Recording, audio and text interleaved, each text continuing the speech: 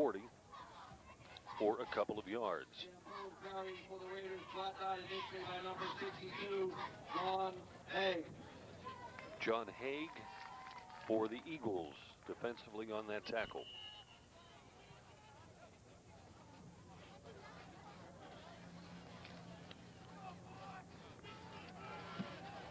Game just underway. Second play from scrimmage after the Raiders recovered an onside kick.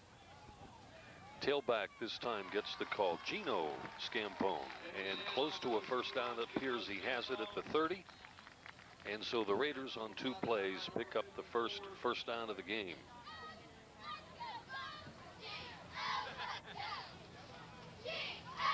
George, did I leave you enough room? You're okay? George Guido, Valley News Dispatch. It's always good when we three get together. Brings back memories. Wealth of knowledge on the high school scene here sitting next to us, so good to have him. Shotgun formation for Greg Scampone. Hands off to Gino Scampone. Picks up maybe 4 yards, maybe 5 to the 25. Scampone hands off to Scampone. Tackle made initially by number 6, Mike Blick. Mike Blick on the tackle for Serra Catholic. Well, for years, and George, you bear me out, Serra did not have all that great of a football program, am I correct? Serra Catholic did not have all that great of a football program, for sure. But they've retooled, and here's Scampone again. And he may have just gotten to the line of scrimmage. Maybe we'll give him a yard and make it 3rd and 4 as John Haig. Yeah, John Haig again on the tackle for Serra Catholic. 3rd and 4. 3rd and 4 for the Raiders just inside the Eagle 25-yard line.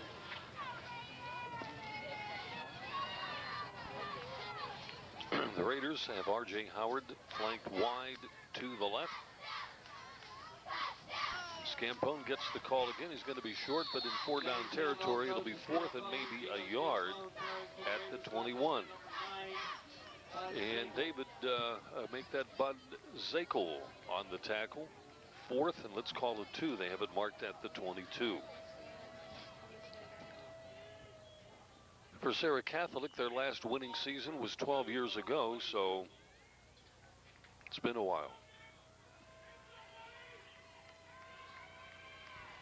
Full house eye with a wing to the left. Gino Scampone has the first down. I don't know about that, Bob. Maybe not. Maybe not. Yeah, they're signaling the turnover on downs. It'll go back to Serra Catholic. They came up a little bit short. At the 21.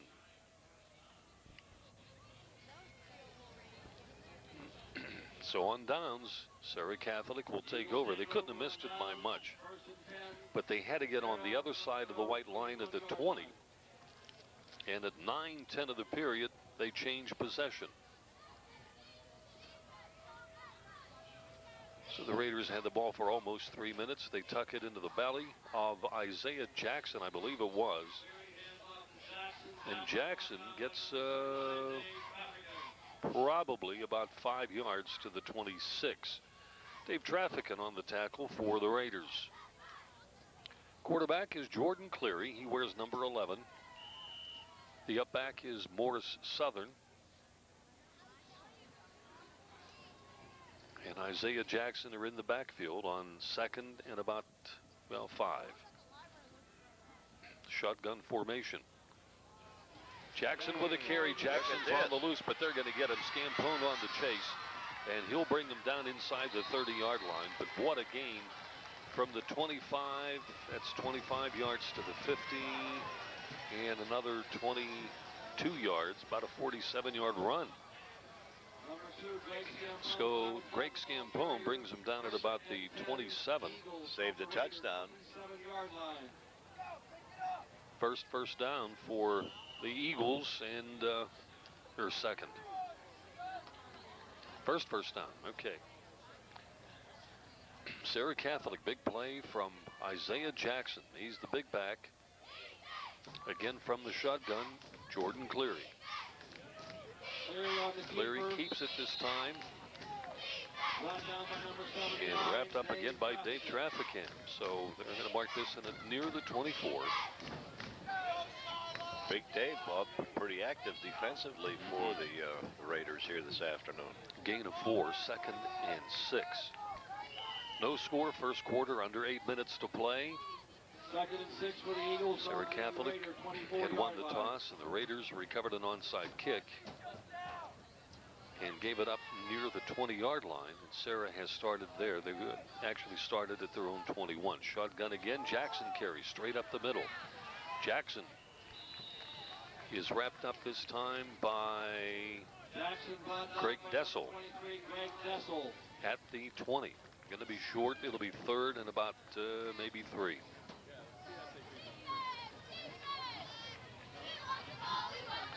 Starting a long 3 for the Eagles, just over the 20-yard line of the Raiders. Jackson lines up to the left of the quarterback, Cleary, who will take it from the shotgun. Gives it to Jackson, finds his way for the first down, and appeared to be upended again by Trafficant with an assist on the play from Matthew Cope. And it is at the 17 and a first down. Ball resting on the Raiders' 17-yard line. Second first down for the Golden Eagles. This is their first possession, with 6.5 minutes left in the opening quarter. And everything has been on the ground for both teams. Shotgun, Cleary keeps. Cleary is wrapped up. Nice play by number 21 is Josh DeZort. Boy, He lost 2 yards. really made a good play there, DeZort did, as he came through and dropped the ball carry behind the line of scrimmage. So they lose a couple of yards. It'll bring up 2nd and 12. Ball 2nd and 12 from the Raider 19-yard And they are at the Raider 19-yard line. They have yet to throw. Jackson gets the call, and Jackson is going to be wrapped up, among others, by Nathan Lohr and Dessel. Well, it is near the 13-yard line, which will bring up a 3rd and a long 6.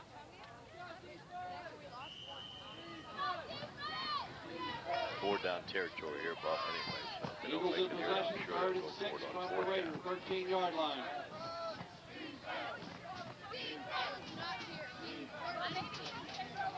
Third down. Jackson to the right of the quarterback, Cleary. Cleary will throw the game's first pass. Incomplete, and what a defensive play made by R.J. Howard. Well, Howard was there on the coverage, but he should have had that ball, Bob. The receiver shaken up on the play. We have 5:01 to play in the opening quarter. There's a break in the action with Riverview and Serra Catholic scoreless. No, hold on. They're still attending. Yes. Well, the injured player for Serra Catholic, the intended receiver, Vance Kalaws. But he's walking off under his own power, limping a bit. Took a big hit from R.J. Howard on that incompleted pass. 4th and 6, a field goal attempt. 28-yarder. Ooh, pretty good kick. The kick is up by number, is that a 14? And I don't even have him on the roster. Kick is good. Serra Catholic with a 3-0 lead with 4:58 to play. George, how long was that field goal? 28 yards. And that came at 4:58 of the period. 28-yard field goal. And it's 3-0.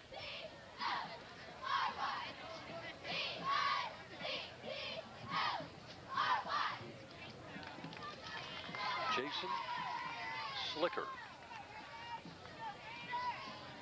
Slater? Okay, beg your pardon. Why don't I have him down here? Number 14, Jason Slater. My numerical order, Joe, goes from 13 all of a sudden to 19. Right. Well, you have down here, Bob, what they gave you. And then whenever the parents or some of the listeners might listen in and say, hey, you guys got the wrong name, well, it's only because of the numbers we're given. Well, 2 weeks ago, we had 2 number changes when Burrow played at Freeport. We weren't notified of either, and they both had a decent say in the game. Right. So there you go. That was Frank Gigler and Casey Cavanaugh. So we have apologized already for that. Slater kicking off for the Eagles, who lead 3-0 on that field goal by Slater. Short kick. It's R.J. Howard at the 13. 25, across the 30, Raiders kick taken and by wrestled R.J. Howard, who backs onto the 30-yard line. To the ground by Greg Wilson. Raiders have the ball, 1st and 10 from their own 33-yard line. So from the 33, the Raiders trailing now 3-0. We'll try to get a score on the board with a drive here. But you got to be impressed with Isaiah Jackson. Boy, that's for sure.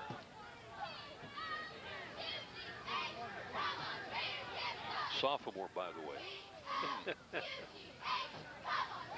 Direct snap. Scampone, left guard slot, and is hit on the play by, and there's another one, 54. Don't have his number either. Can't help you out, but in either case, 6 yards for Scampone on the carry. Well, years ago, we had an announcer that worked some of these games with us, Bob, Mike Rice. Maybe people remember. A basketball coach for many years. Whenever they would give us a wrong lineup, he'd pick up a name, whether it was Smith, Jones, or Brown, or whatever, but he always had a name ready. And he connected on one of them. Oh, boy. Greg Scampone, direct snap, gives to Gino Scampone. And Gino is up across the 40 to the 42 and about a yard short. It'll be 3rd and about 1. John Hay. And on the tackle again was John Hay. 3rd and 1 for the Raiders.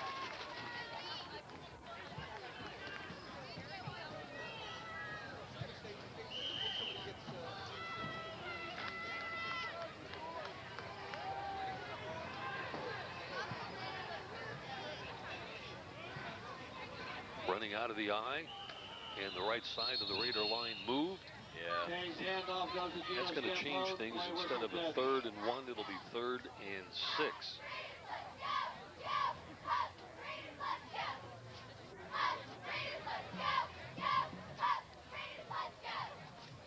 So the penalty will be stepped off at 3:37 of the first quarter. 3-0.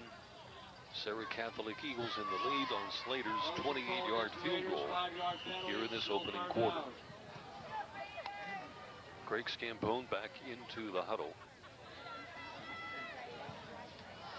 I tell you, the other quarterback, David Cajo, has had some good games when he's been in there as well. Fake to Gino. Now Greg Scampone runs to his right. And he slips and falls. And it'll bring up 4th and probably 10 or 11 at least. So the Raiders will be forced to punt. Just accidentally went down. I mean, he hit a soft spot in the turf and went down. Looked like he was going to turn the corner, and as he cut, he slipped and down he went. So they lost about 7 or 8 yards on that play. They're going to have to punt the football. Sid Facaris is back to punt. High snap. Facaris recovers. It's a short kick. Real high. And it's going to take a Raider roll and go out of bounds at the 35-yard line. At 2:32 of the period. 35-yard line, 1st and 10, Serra Catholic. 3-0 the Eagles. Serra Catholic start at their 35.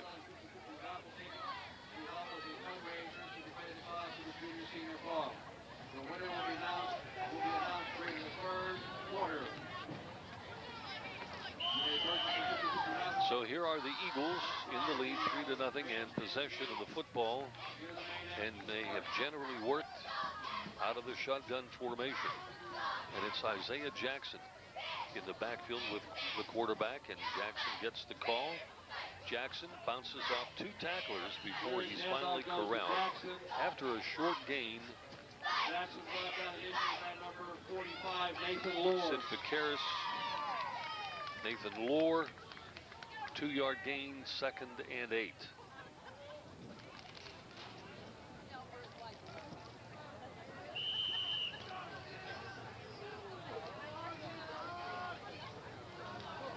Two minutes to play, opening quarter.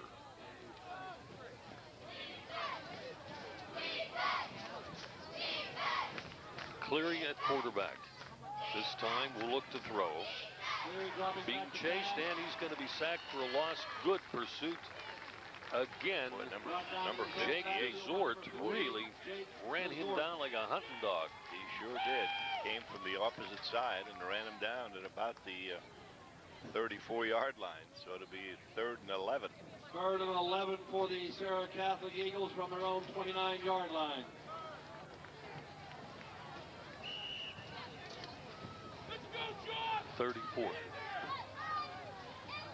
34-yard line is where we are. 3rd and 11, and another passing down to the youngster that was shaken up on the pass into the end zone. Vance Kalaws is flanked wide to the left near the far sideline.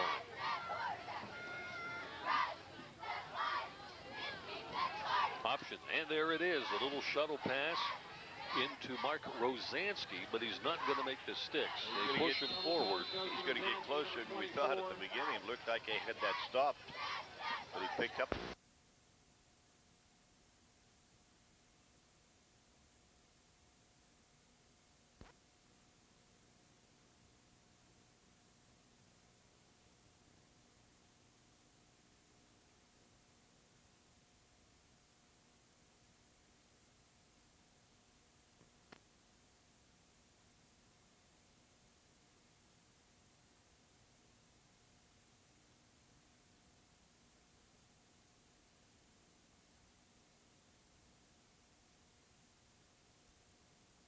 Like he had that stopped, but he picked up about 9 yards. And Lohr on the play. It'll bring up 4th and about a yard for the Golden Eagles, and they are going to apparently punt the ball. Yeah, the way they've been running the ball, Bob, you know, that yard looks probably easy for us, but I don't know about being down there. They're not going to punt. Or are they? Doesn't look like No. they are. They're going to go for the yard, and a timeout is going to be called by the Raiders. We have a break in the action with only, all right, 4th and a yard for the Eagles of Serra Catholic, and they're going to go for it. Jackson not only gets the first down, but more, and giving chase. He may get 6 Max points. Bickert. And Bickert is going to bring him down. I think it was at about the, no, he's in for the touchdown. I think it was Scampone that finally ran him down, Bob. Serra Catholic Eagles. But a little bit too late. Well, Jackson on a 4th and 1 scores with only 6 seconds remaining here in the quarter. Well, he went 56 yards, Bob. From the 44, his own 44, to the end zone. And that'll make it 9-0 in favor of Serra Catholic. And Slater with Hetherington on the hold. The kick is through the uprights, and it is a 10-0 game with only 6 seconds remaining in the opening quarter. So we have a break in the action, and that is the score. Serra Catholic 10 and Riverview nothing.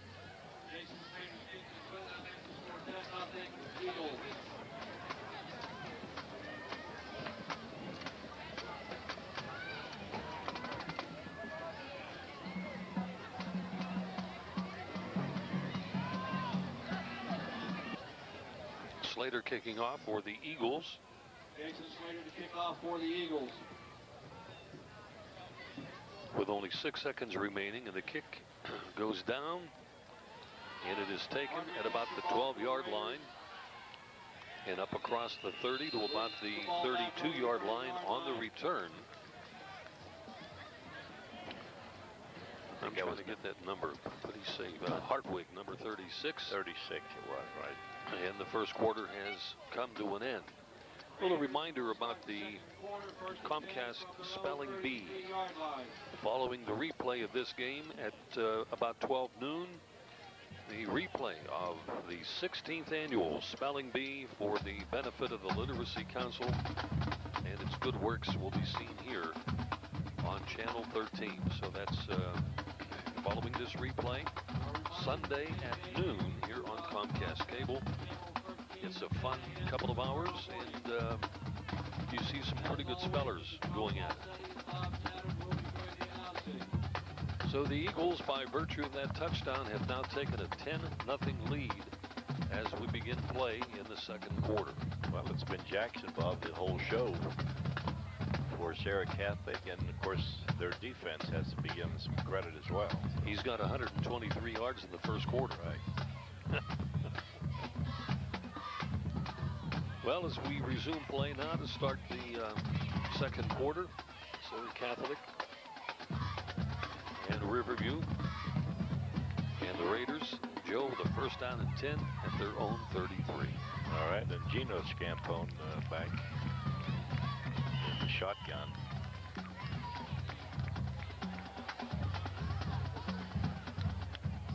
David Kay is back there as the quarterback. And Greg Scampone gets across the 40 to maybe the 42. So it's a pretty decent gain of almost 9 yards. So it'll be second down and 1 coming up for Riverview. They're going to have to put something together here. They trailed 10-0. And Serra Catholic, well, they've indicated that they can run the football. I think Jackson has gone, what, 123 yards? Mm-hmm. Boy. And we just started the second quarter. Riverview doesn't have a first down yet. No, I'm sorry, they do have one. All right, they're wide on both sides. Here's a draw right up the middle, trying to break through and can't do it. Being stopped at the line of scrimmage. Greg Scampone, he may have lost a yard. Number 3 making the stop for Serra Catholic. That's Mario Poston. They're going to measure. Well, I don't think he made it, but then again, they're closer than I am, so it'll be second down and short or a first down, and now they gave it to him. Didn't even measure. So, first and 10 for the Raiders. Second first down I have registered for Riverview. I think I'm right. Yeah.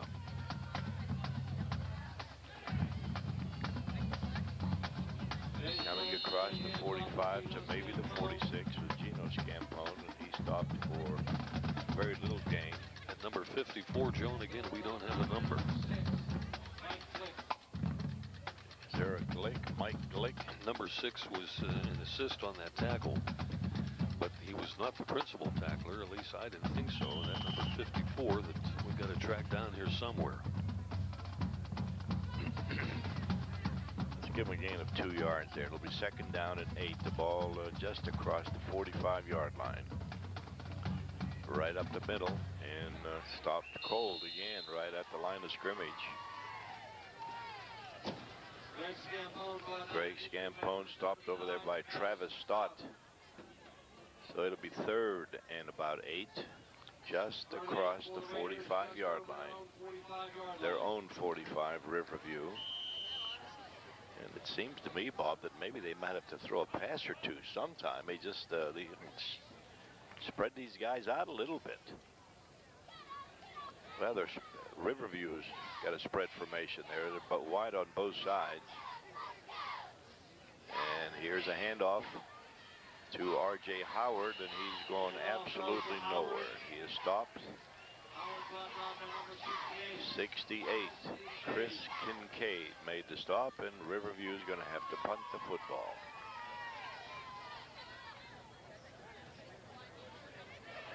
Fourth and 7, the Raiders with the punt formation from their own 46-yard line. So number 51 going back for Riverview. That's Sid Ficaris. Sid Ficaris to punt for the Raiders.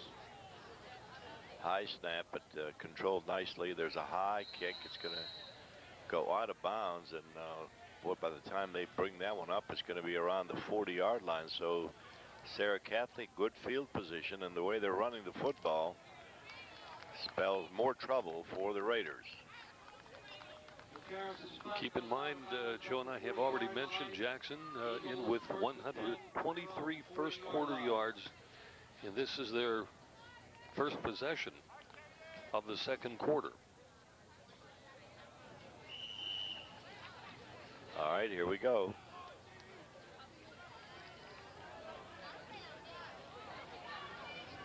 Cleary is the quarterback, and beside him is Jackson. Here comes Jackson right through the line, and he actually hurdles for about 4 yards.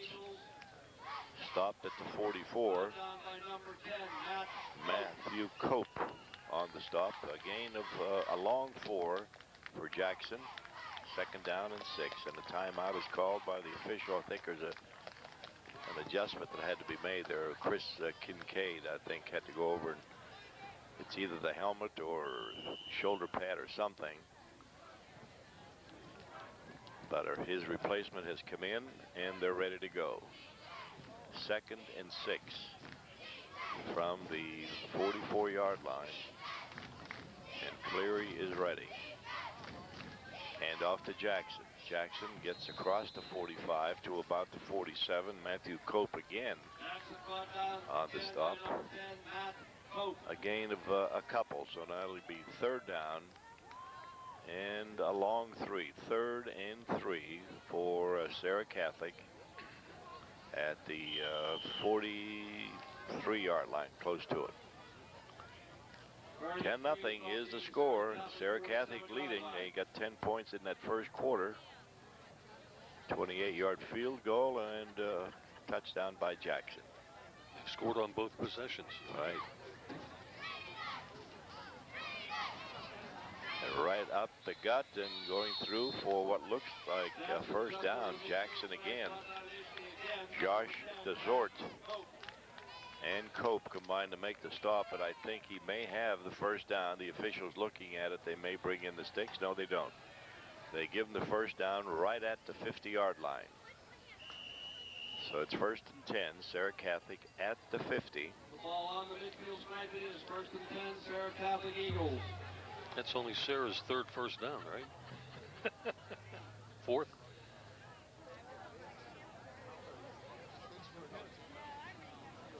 A fake handoff to Jackson. Cleary keeps, and Cleary around the right side gets still going, and he gets across the 45 to maybe the 44-yard line where Gino Scampone made the stop. And Sid Faqueres also there. Gain of about 6 yards. It'll be second and 4. Second down, 4 yards to go. Serra Catholic in possession. The ball spotted at the Riverview 44-yard line. So Cleary ready to go. He's got them spread out. Pretty good spread there by Serra Catholic. Cleary hands off to Jackson. Jackson busting through there, gets near the 40-yard line. Again, Matthew Cope on the stop. He's going to be a tired young man when this game is over. Cope on that stop, and maybe they're going to measure. No, they're not. They're going to give the first down. It was close, but the official right there says that they're across the 45 by inches, and that was all they needed. So it's first and 10. Serra Catholic at the Riverview 40. They have a field goal to their credit of 28 yards and a 56-yard run by Jackson with an extra point and lead 10-0 over Riverview. All right, here we go. Cleary back in a handoff to Jackson. He comes left. Jackson comes outside. Still going up across the 35 to about the 32. And finally, Dave Traffican made the stop, but not until Jackson picked up a good 7 yards on that carry. Second and a long 3 for Serra Catholic at the 32-yard line of Riverview. 143 yards, George Guido informs us, so he could be on his way to a 300-yard game today. Good grief. All right, here we go. Second down and 3. Serra Catholic at the 32-yard line. Another handoff, and there's Jackson again. He gets to about the 25, maybe inside the 25. He's got a first down.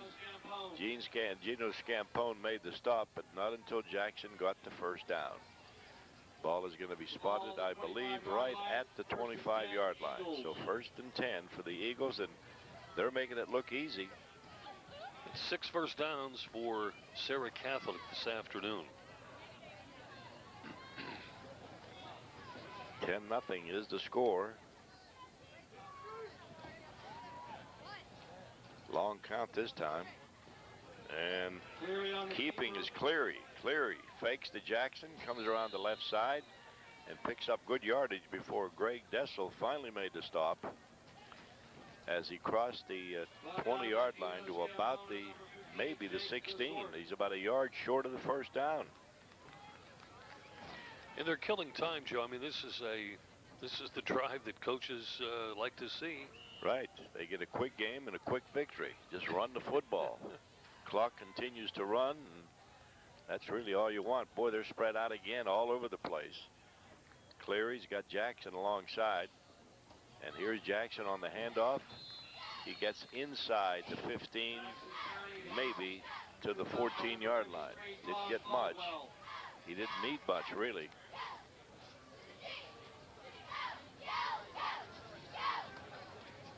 Well, they're going to take a look at this.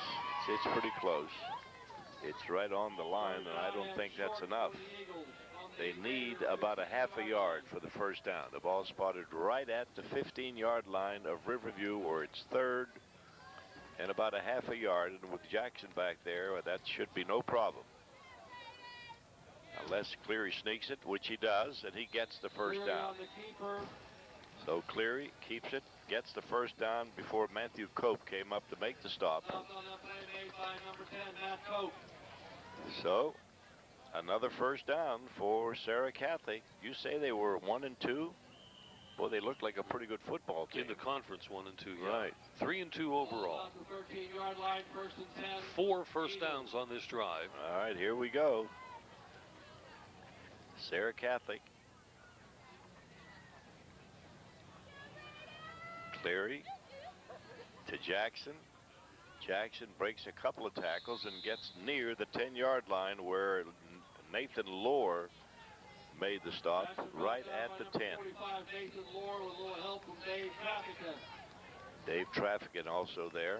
Boy, this Serra Catholic team they're just marching right through here, all on the ground pretty much. Ball on the Raiders 10-yard line. 2nd down, Eagles. 2nd down and a short 7. Cleary in the shotgun again. Jackson alongside. There's the snap. Cleary keeps it. Cleary's got good yardage. Cleary still going, and he's going to be down at about he's going to be down near the 5-yard line. Sid Facares finally made the stop. He's at the 3 and the first down. He's inside the 5, close to the 3. So it's going to be 1st and goal. Serra Catholic from the Riverview 3-yard line. 2-yard line. All right. Serra Catholic ready to go. We're at about, 2:40 remaining in the 2nd period. Jackson. He's not going to make it this time. Jackson is gang tackled. He might have gotten to the line of scrimmage, perhaps a little bit more, but not much. Nathan Lohr led the defensive charge, along with Dave Trafficant. 2nd and goal for the Eagles. 2nd down and goal. You don't very often see that ball. Three substitutes coming in for Serra Catholic, and they're only a yard and a half away from the goal line. Jackson hurdles. Jackson into the end zone. Touchdown. So Jackson picks up the final yard and a half. Give him credit for 2 yards, and the Eagles put another 6 on the board. They lead 16-0. The extra point try coming up.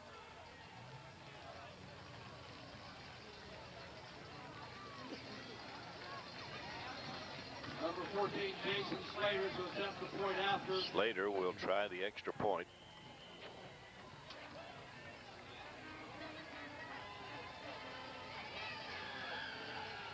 TJ Hetherington holding.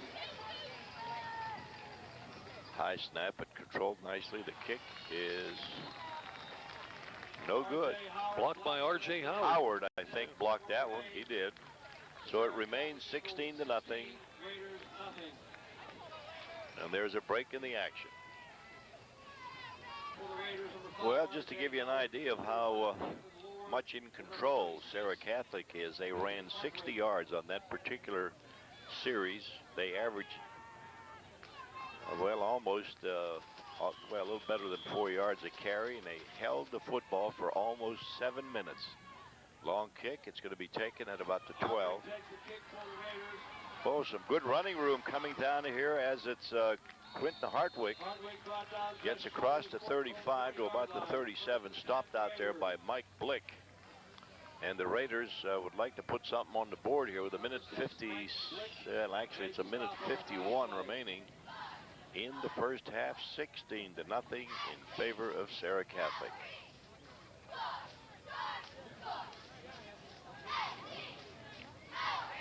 Isaiah Jackson, remember that name. This youngster is going to be around for a couple of more years. He's big, he's fast, and he's only a sophomore. And I don't think that Morris Southern has even touched the ball today. Why would you want him to touch it? I think the only other runs have been by Cleary. Am I right? The only other yeah, those two guys, they combined for all the yardage. Yeah, there is a timeout on the field. There's a break in the action. Kiski's 50-50 raffle, $1,100. Oh, brother. All right, here's a pitch back. One Scampone to the other, and it's going absolutely nowhere. In fact, you're going to lose yardage back to the 35-yard line as Isaiah Jackson came up to make a good defensive play. So they'll spot the football at the 36. What prompted that conversation? We were comparing numbers with some of the bigger schools as to what they're able to do with a 50-50 drawing. I mean, $1,000 to the winner? Wow.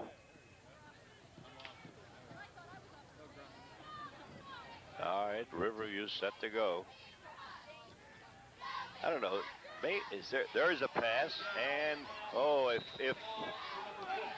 if number 15 didn't have to turn around, Mike Dappling, if he didn't have to turn around, he may have been able to run under that football, but as it was, a little over his head, incomplete.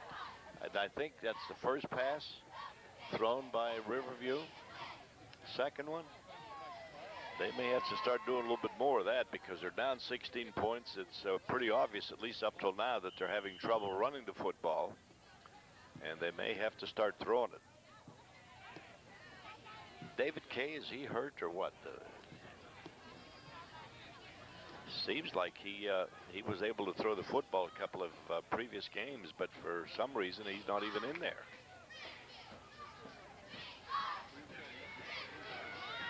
Scampone hits number 8 on that reception as Mark Bickert got the catch and the first down across the 50-yard line to the 49. So a pass completion for the first down. And the Raiders hurry up. No huddle. Clock is ticking. It's moving. And here is Scampone throwing, and it's incomplete.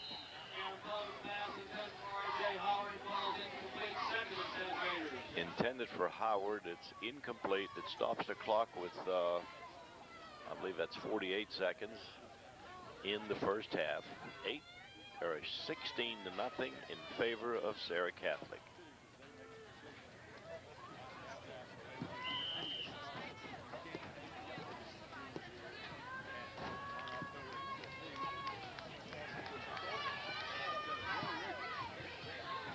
All right, the Raiders ready again. Greg Scampone looking. Oh, he broke away, and he's got a man wide open. Oh, almost got it. intended for number 5, R.J. Howard. That pass traveled about 55 yards and just about 6 inches shorter, and Howard could have run under it and gone into the end zone. He had his man beat by 10, 15 yards. Boy, nice long pass that time by number 2, Greg Ciampone. They almost hit Howard with the touchdown pass, and the Raiders take a timeout with not too much time left. Looks like 40 seconds remaining. All right, we're ready to go. 40 seconds left. 3rd down and 10 for the Raiders at the 50-yard line. Greg Ciampone, low snap, but he got it okay. Long pass, and it's going to be tipped and incomplete. Howard, the intended receiver again. Good defensive play there by Serra Catholic, a defender back there. I couldn't pick up the number. In either case, it's a 4th down and 10. The ball spotted right at the 50. Eagle 49-yard line.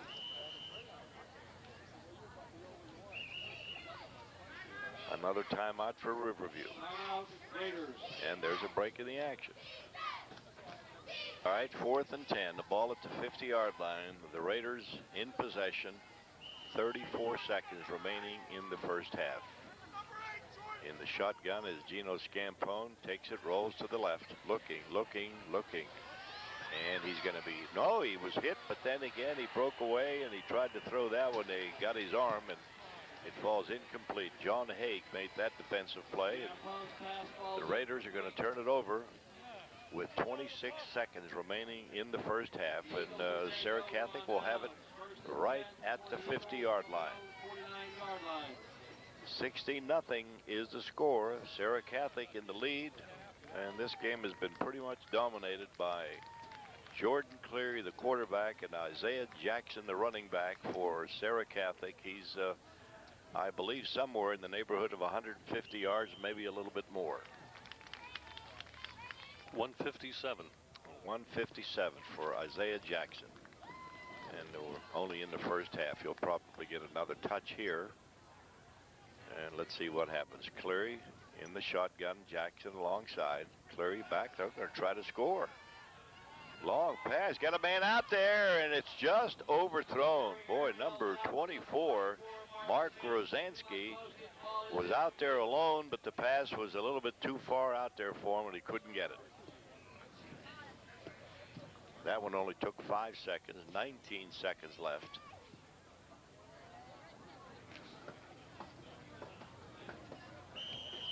Serra Catholic in the lead, 16-0. Well, the only thing good about this ball game, Bob, at least for the people rooting for Riverview, is the weather. It's gorgeous out here at Riverside Park, but the score is not so good for Riverview. Here's Jackson. Oh, he's still going. Jackson all the way down to the 35-yard line. Picks up another 15 yards. R.J. Howard there on the stop. So 156 and 15, that's 171 yards for Jackson. That's not official, but if it's not 171, he's awful close to it. Then Serra Catholic will take a timeout. They're going to try to put one into the end zone here with 14 seconds left. There's a break in the action. All right, Serra Catholic with 14 seconds left. They have the ball at the Riverview 35-yard line. Cleary back in the shotgun. Looking back, looking. They got a screen set up to number 24 over here to Rosansky, and he didn't get much. He got about 6 or 7 yards, and they take a timeout. Matthew Cope made the stop. Timeout is called. I think there's 4 seconds left. As Serra Catholic takes a timeout, they'll throw one probably into the end zone here with one more play left. All right, ready to go with the final 4 seconds on the clock. Serra Catholic from the Riverview 34-yard line. Perhaps this is going to be the last play. Cleary back, takes the snap, back, looking, throws. No, he hasn't thrown it yet. Now he's going to try, and he's going to try to run it. Down the sideline, he's run out of bounds, and the half will end with a score. Serra Catholic 16, the Riverview Raiders nothing.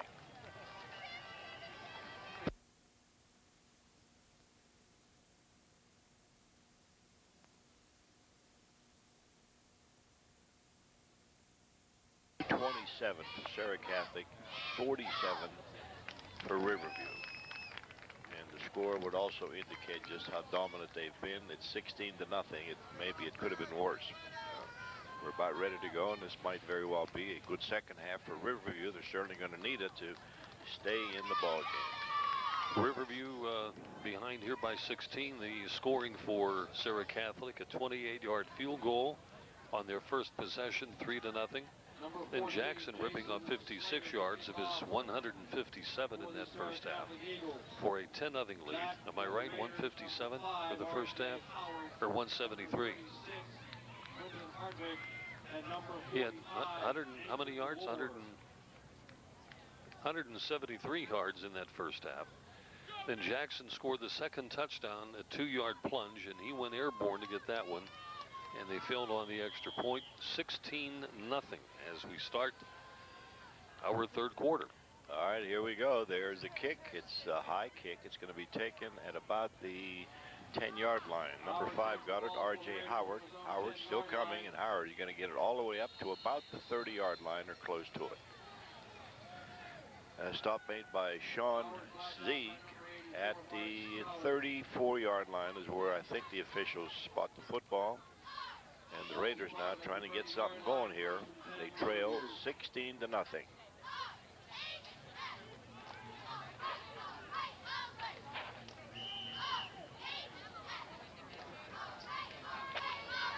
All right, Scampone back at quarterback.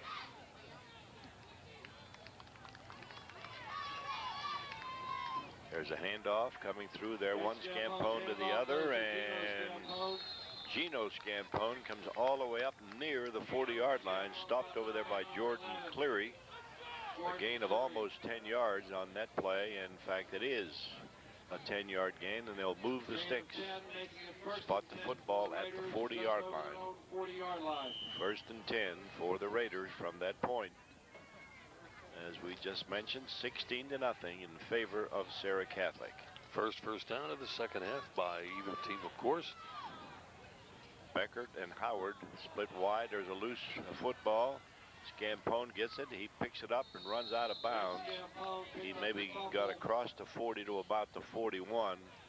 Lucky actually to pick up a yard or two. Almost lost the football. Loose football. He picked it up, recovered, and ran out of bounds after a gain of about 1.5 yards, maybe a 2-yard gain. Let's give him 2 and call it 2nd and 8. Thank Mr. Marino for his donations to the Second down, 8 yards to go. The Raiders in possession from their own 42-yard line. Greg Scampone takes the snap. And here's a little shovel pass. It's going to come to Greg Dessel, and he gets near the 50, maybe the 49. Stopped by Bud Zakel. It'll be about 1.5 yards short of the first down. A good gain that time of about 6.5, 7 yards. So it'll be 3rd and about 1. 3rd and 1.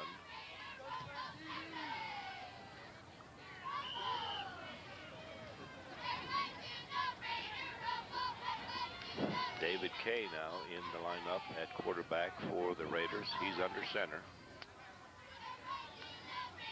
Kay hands off, and Scampone gets the first down as he crossed the 50 to about the 47-yard line. Jordan Cleary made the stop, but the Raiders have a first down after about a 4-yard pickup for the Raiders. 1st and 10 from the 47-yard line of Serra Catholic.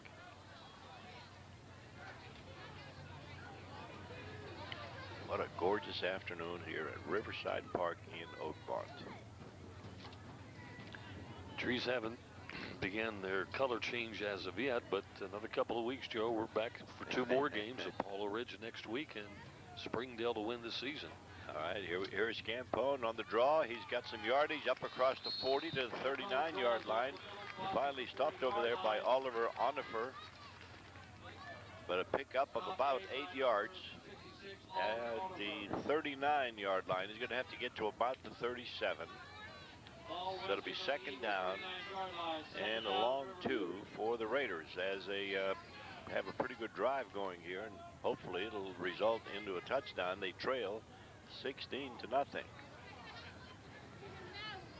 David Kay under center, hands off to Gampone, and Gino has some yardage, big yardage, across the 30 near the 24-yard line. Fumbled the football. And he fumbled the ball, and I believe it's recovered by Mark Rosansky of Serra Catholic.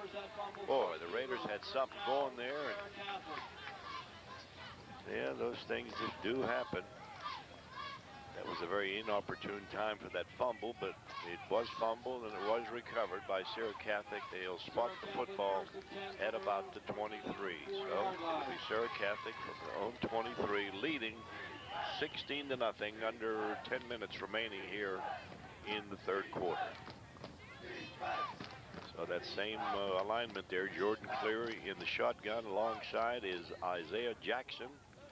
And keeping it is Cleary. And Clear up across the 30 to about the 31. Good yardage. Josh Desort made the stop. Gain of about 7 yards. 2nd and 3 for Serra Catholic. George Guido tells me Jordan Cleary has never played the game of football until this year. Oh boy. Yeah. What grade's he in? Anybody know? He's a senior. Boy. Well, he probably watched a lot of television. Well, it wasn't Gunsmoke then, that's for sure. Well, he was good in basketball, so. Okay, well, then he is an athlete. There's a handoff. There's Jackson. And this time he gets grabbed and dropped. They had him. Oh, he breaks away. Look at this guy go. Gino's Gampone finally put the stop on him, and they got the first down at about the 37 or 38-yard line is where they spotted. What was that movie they made where they you sit and bull ride the thing for 8 seconds? The one that, the most recent one. That's what it reminds me of. I mean, this guy. Well, I'll tell you what, as big as he is, Bob, and he's got some pretty good weight on him, and he's fast and only a sophomore. Boy, you'll hear that name down the road, that's for sure. So Cleary. Hands off to Jackson. Jackson tiptoes his way across the 40 before Nathan Lohr made the stop. He tripped him and then he fell ahead. Isaiah Jackson was a lineman before this season also, George tells me so. Well, he probably punished some runners on his own. And he plays good defense too. Yes, he does.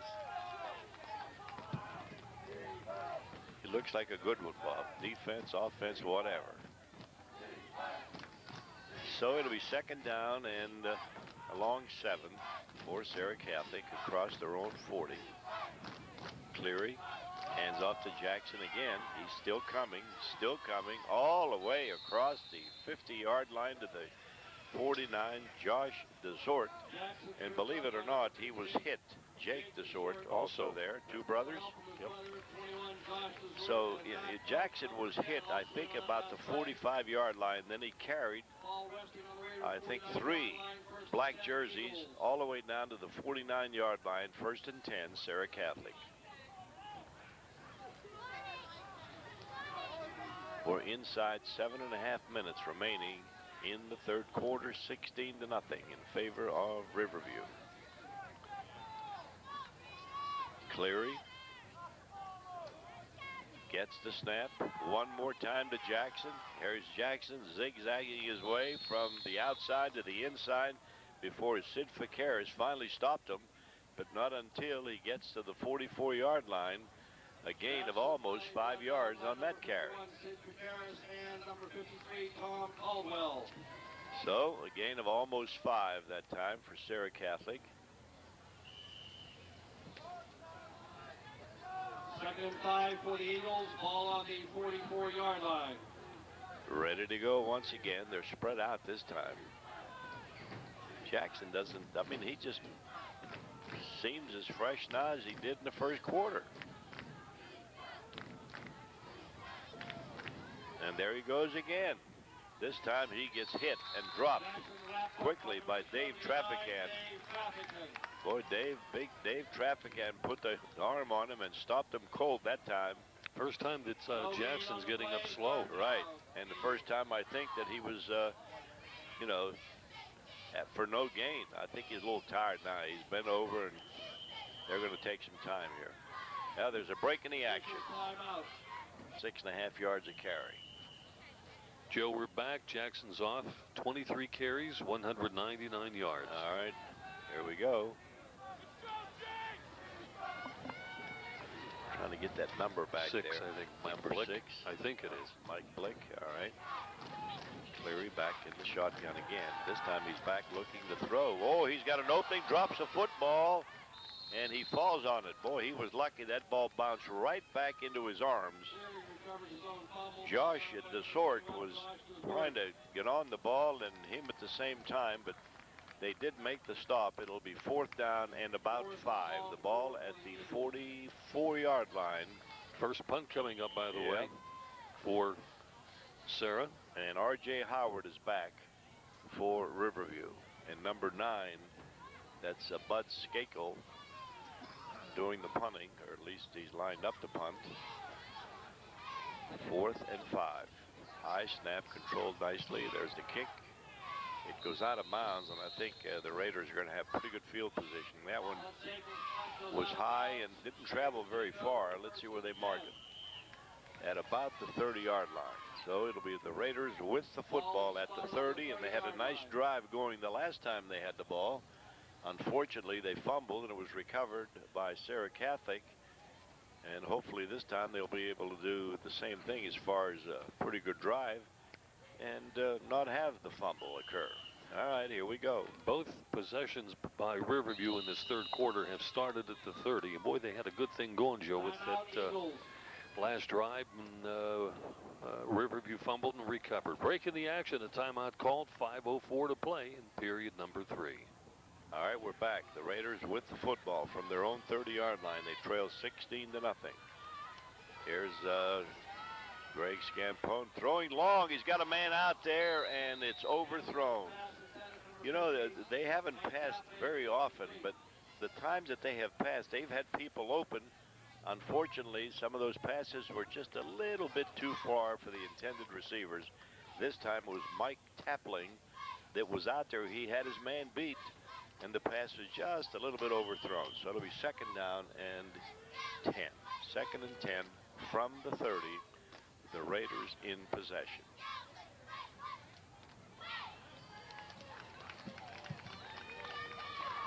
This time it's Gino getting it, and Gino going all the way up across the 40 to about the 42. Jake DeSort had a terrific block to open that hole. And we got a 1st down. Chris Kincaid finally made the stop, but not until the 1st down was picked up across the 40 to a 42-yard line. So Riverview still has time. I mean, this, you know, plenty of time. Halfway through the third quarter, we have a quarter and a half to play. So, all right, back again. Here's a bad snap, and Scampone finally picks it up, and I think he barely got back to the line of scrimmage. To be honest with you, he was lucky to get control of the football. Kincaid again was there for the stop, along with John Haig, and it's going to be a 2nd down and just about 10 yards to go. Coming into the lineup for the Raiders is Mike Tapling, number 15, with the play from the bench, and he comes out wide to the near side, and R.J. Howard wide to the far side. And here's Scampone keeping, still going up across the 45 of Serra Catholic all the way down to the 41-yard line. Mike Blick finally made the stop. Short of the 40-yard line. 1st and 10 Raiders from the Eagles. Good run that time by Scampone, and they got a 1st down. 3 minutes, 50 seconds remaining in the third quarter. 87 yards, by the way, for Scampone. And again, a pretty good drive going here for the Raiders, and hopefully this one will lead to some points. 1st and 10, the Raiders. Another handoff. This time it's to number 1, Gino Scampone, and he is still going up across the 35 to the 34 before Bud Sakel finally made the stop. Now they say his knee hit the ground at the 35 is where they'll spot it. But a nice gain of about 6 yards, a little better than 6. 2nd down and a long 3. 2nd and a long 3 for the Raiders. 2nd down for the Raiders. Howard and Tapling wide over on the far side. Pitch back. Oh, he fumbled the ball loose, and I think he fell on it. Gino Scampone took the pitch back, and as he tried to tuck it under his arm, it slipped away.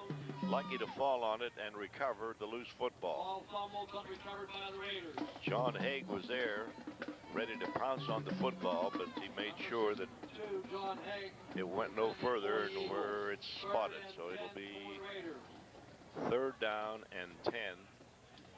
We're at 2.5 minutes remaining in the 3rd quarter. 16-0, Serra Catholic. This will be a pass to R.J. Howard. I smell it. They need 10 here for the 1st down. Of course, they may go for it on 4th. Let's see what happens. Greg Scampone takes the snap, rolls right, flags on the play. I think it's going to go against the Raiders. Greg Scampone still going. He's got some good yardage. Has a 1st down, and then, well, he doesn't have a 1st down. He's close, but there is a flag on the play. In fact, more than one flag. I think it's going to go against the Raiders. Let's wait and make sure that that's what the officials saw.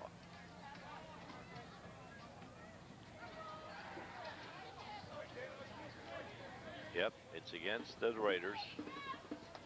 Procedure penalty against the Riverview, so now it'll be 3rd and 15. And they'll move the ball back 5 yards to about the 44-yard line.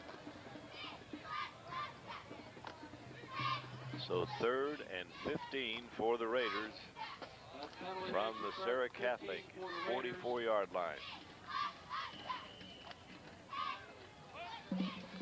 Well, it seems that the Raiders put something together and something happened. A fumble, a penalty. Well, this is the first penalty of the 2nd half, or the whole game. Oh, jeez. First penalty of the game. All right, here's Greg Scampone. He's got some running room. He needs a block over there. He got one. He's still going, and he's finally run out of bounds near the 20-yard line. In fact, inside the 20. Bud Sakel finally ran him out all the way down to the 20-yard line. What a run by Greg Scampone that time. 1st down, Riverview. That's your 3rd 1st down of the 2nd half. And still looking for their first score of the game. And David Kay in for Greg Scampone, who's got to be a little tired after a couple of runs, particularly that one. He got a big gain. Here's a handoff. Going through there and getting decent yardage was Gino Scampone before he stopped over there after a nice gain of about, well, let's give him a 5-yard gain. 2nd down and 5. The ball spotted at the 15-yard line. David Kay at quarterback again for this series, or at least this particular play along with the last one.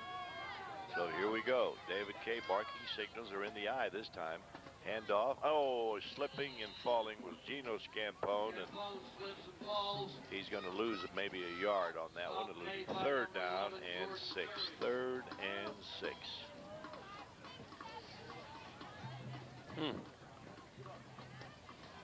A minute left in this 3rd quarter. Minute, and now we're inside a minute by the time they get the snap, and it's 3rd and about 6. It's this is 4-down territory for sure at the 16-yard line. Handoff.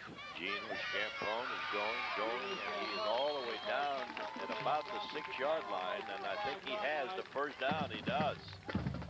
So Gino Scampone finally stopped over there by Jordan Cleary, but not until he got the 1st down.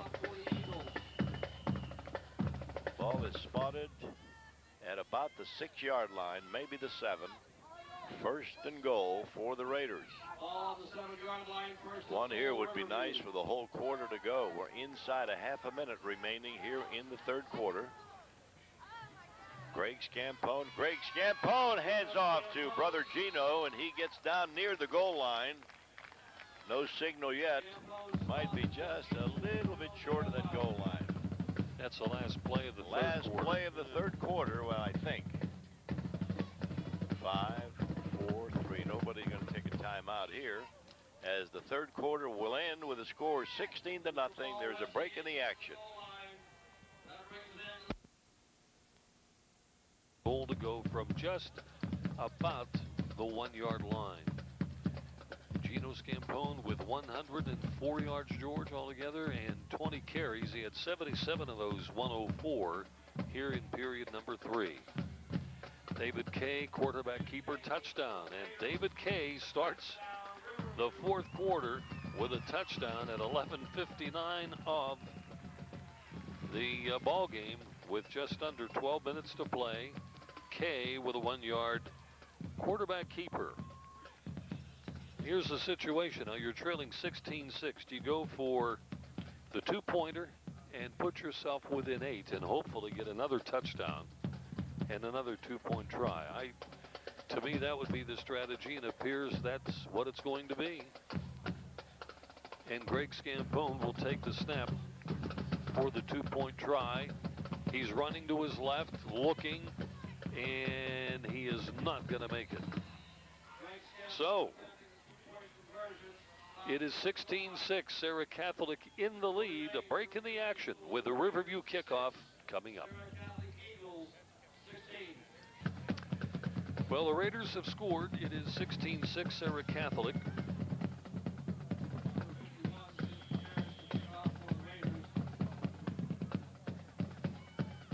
Sid Vaqueris has the ball teed up and ready to go.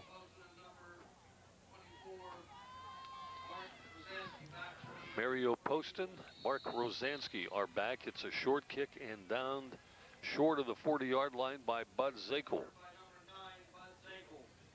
So Serra Catholic ahead by 10.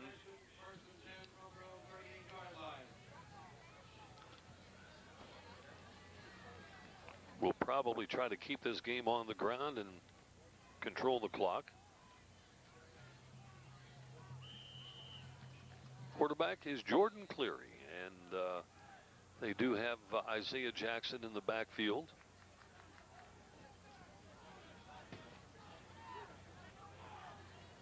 Along with Mike Puskaric. Jackson rumbling off the left side. Gets about 4 or 5 yards near the 43. Tackle made on the play by Tom Caldwell. Gain of 5. It'll be 2nd down and 5. Next week we'll be here for the Apollo Ridge game. Keep in mind, if you're coming to the game, the kickoff Saturday is 2 p.m. It's SAT day at Riverview. Students hustling to my secret files for all the answers. Sure. 2nd down and 5 for the Eagles. Jordan Cleary will throw the football, and it is caught. Now, if they gave him forward progress, he would have had the 1st down, but he, after taking the pass, kind of reversed the field for a moment, went backwards. It'll be 3rd and about maybe a half yard.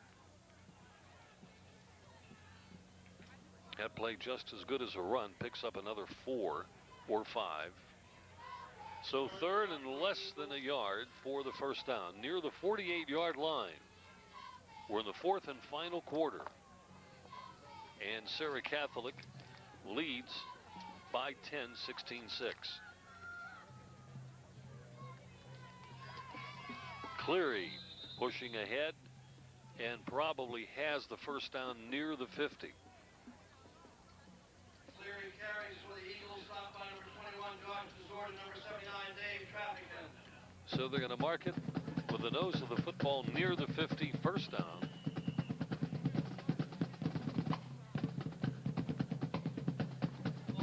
At the 50-yard line.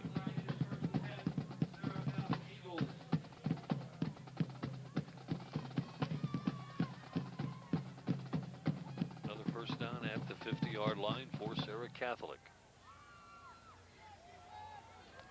Different tailback this time, and it's Bud Zakel. Zakel for about 3 yards off left tackle. 2nd down and 7 coming up. Zakel brought down by number 10, Matt Cope, number 21, Josh Desort. 2nd down, Eagles.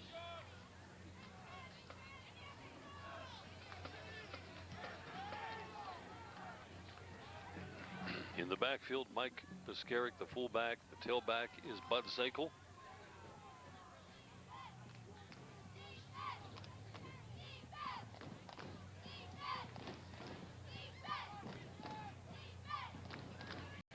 Zakel gets the call, goes around the left side.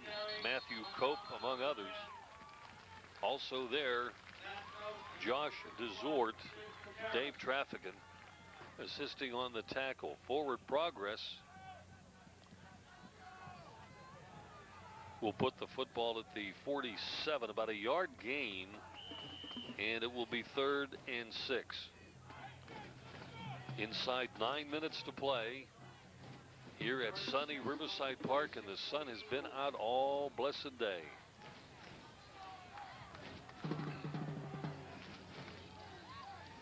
Cleary will throw or run. He's going to run the football, has the 1st down, crosses the 40, which was the 1st down marker, and is upended at about the 38. Vaqueros is there, Tom Caldwell, but a 1st down at the 38.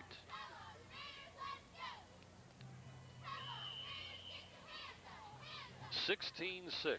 Serra Catholic in the lead, 4th and final quarter.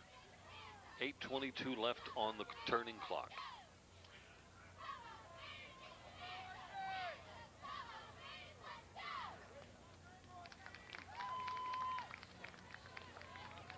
Zakel again. This time he's stacked up. Short of the 35. It gets about 2 yards. Traffican and Vaqueros are there. Marked at the 35, 2nd down and roughly 7. Ball spotted at the Raiders 35-yard line. 2nd and 7 for the Eagles. Riverview needs 2 scores.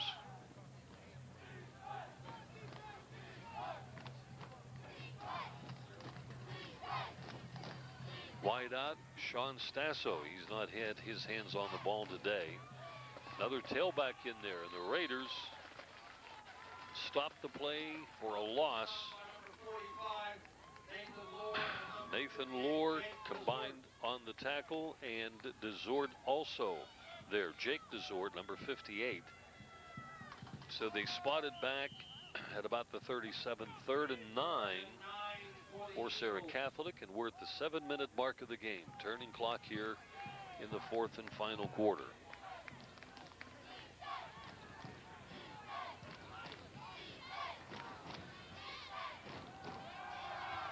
Cleary looks to throw, fires, incomplete.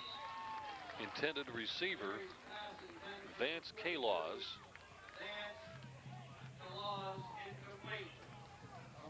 So 4th down and 9. Incompleted pass stops the clock, 6:49 to play. 10-point lead for the Eagles of Serra Catholic here at Riverside Park.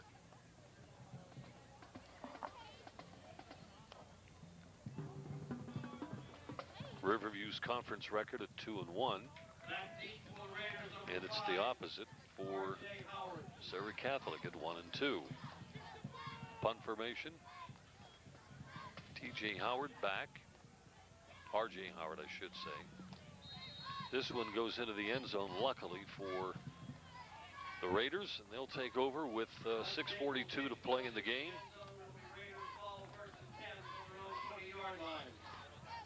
Starting at the 20.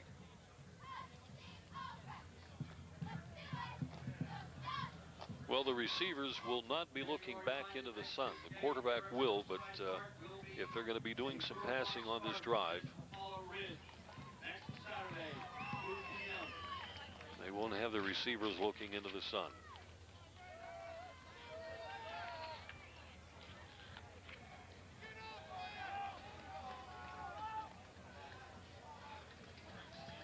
Shotgun formation. Here's Gino Scampone coming here to the near side, still on his feet at the 30, and has the first down at the 32.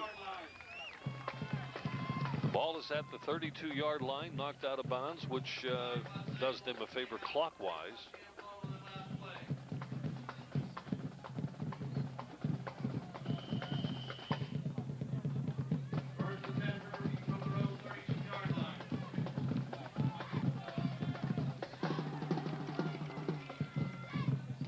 Keep in mind the Raiders need 2 scores, not 1. They're gonna have to get 2 scores no matter what. Scampone on the keeper. Stutters. And a short gain. They'll give him forward progress.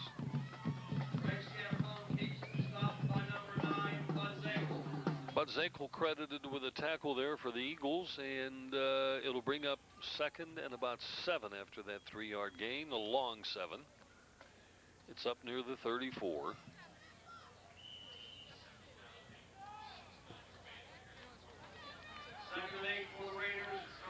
A little bit better than halfway through our final quarter.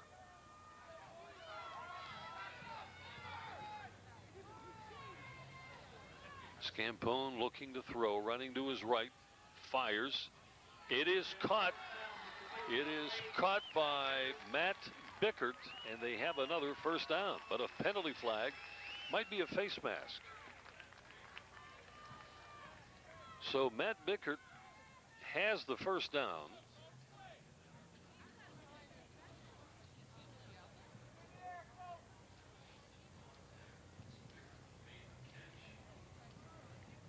That added on to the catch, wouldn't they, on a play like that? Yeah. Personal foul against the Eagles. Boy, that's a 10-yarder. Looks like they're walking a mile.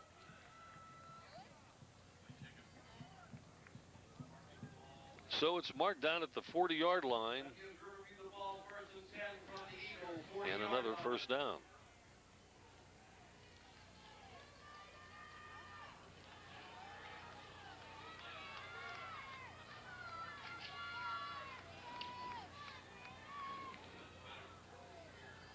Craig Scampone takes the snap. Has a little bit of breathing room. Craig Scampone, there's a penalty flag. Scampone into the end zone for the touchdown, but a penalty flag thrown back at about the 32. And another one. And this has got to be on Riverview.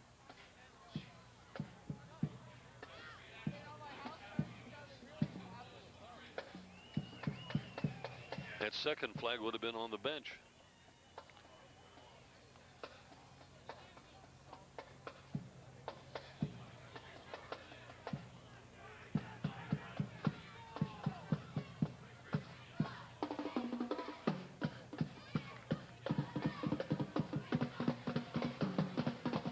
Yard penalty brings it back to the 43. That last play was negated by blocking in the back penalty. Still Raiders ball from the first down and about 13 or what? No, here comes the second penalty. Beg your pardon.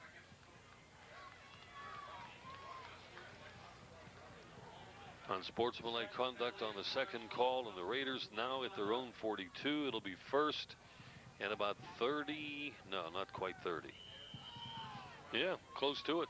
29. The Raiders have the ball first and 27 from their own 42-yard line.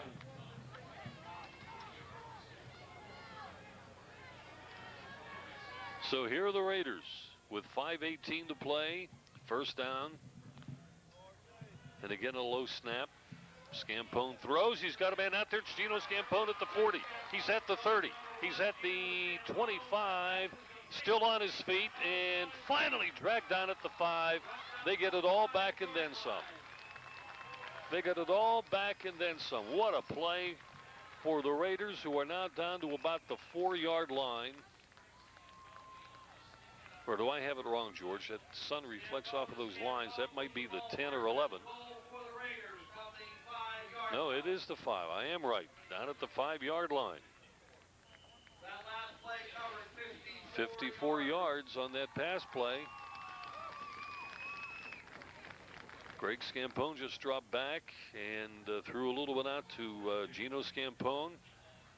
The Raiders threatening here, just under 5 minutes to play in the game. Here's Dessel. Dessel into the end zone for the touchdown. 16-12 the score now. So they're going to kick this one, and that would bring them within 3. This drive covered 80 yards. They had 2 major penalties along the way, back-to-back penalties on one play.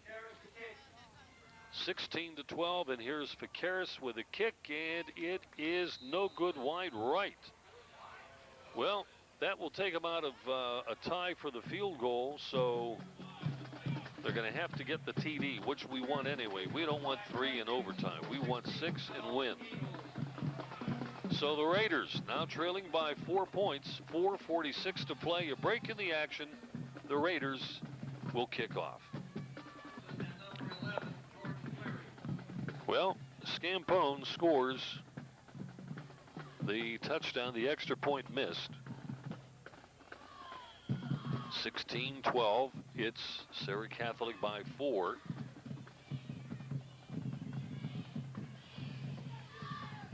You know, the Raiders started out the game with an onside kick, but it's not going to happen here. Short kick taken at about the 12-yard line. And Ficaris will make the tackle along with Jeff Scampone. Wrapped up on that play by number 65, Scotty Mamatis. I think Mike Blick was the guy on the return. First down for Serra Catholic, 4:41 to play in the game. Leading by 4, and you never know. A major turnover can make this thing a major concern here for Serra. And they have the ball. What is that, the 24?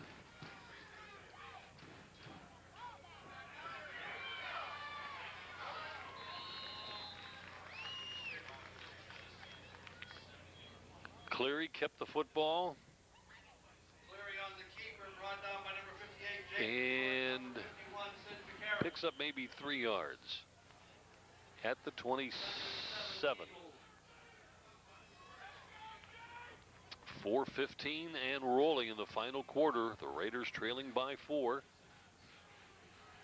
Spelling Bee coming up on Comcast Cable Channel 13 following this telecast.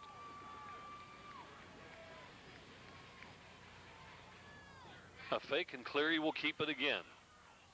Cleary is over the 30 to about the 31. And will now bring up a third down. And again, Matthew Cope is there for the tackle. Third and a long 3 for the Eagles. Clock is now the enemy.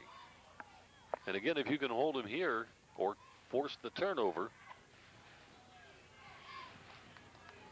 Vance Kalaz out here to the right on the near side for the possible pass from Cleary. Cleary keeps the ball and has the first down. He's over the 35 at about the 36-yard line.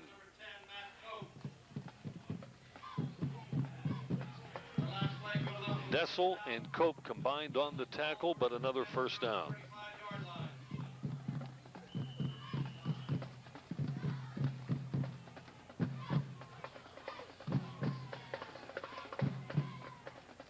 Riverview scoring. Kay with a quarterback keeper. And Scampone on the run. 2-point conversion failed and a kick failed. 16-12 not the Golden Eagles, but there's the biggest defensive hit of the day. And a great hit by Lohr.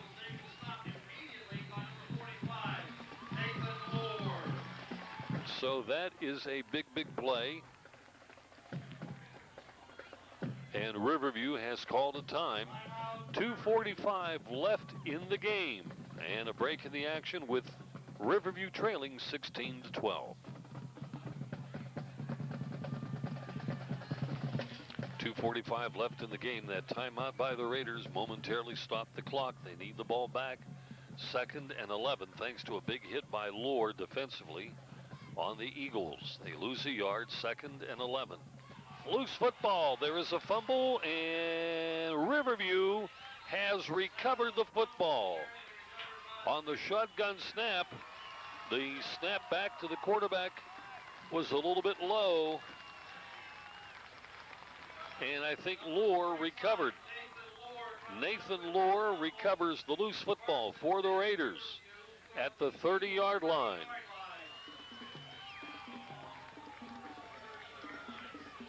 So Riverview at the 30. Trailing by 4. Need 6. Well, they need 5 to win, but with a touchdown here, they will go ahead. Scampone on the keeper. Scampone around the left side. Puts his head down and picks up some extra yardage. And they'll spot this one short of the sticks by about 2 yards. He's down to the 22, and he's got to get to the 20 for the first down. Riverview with 2:14. The clock turning. They need a touchdown to win, trailing by 4, 16-12.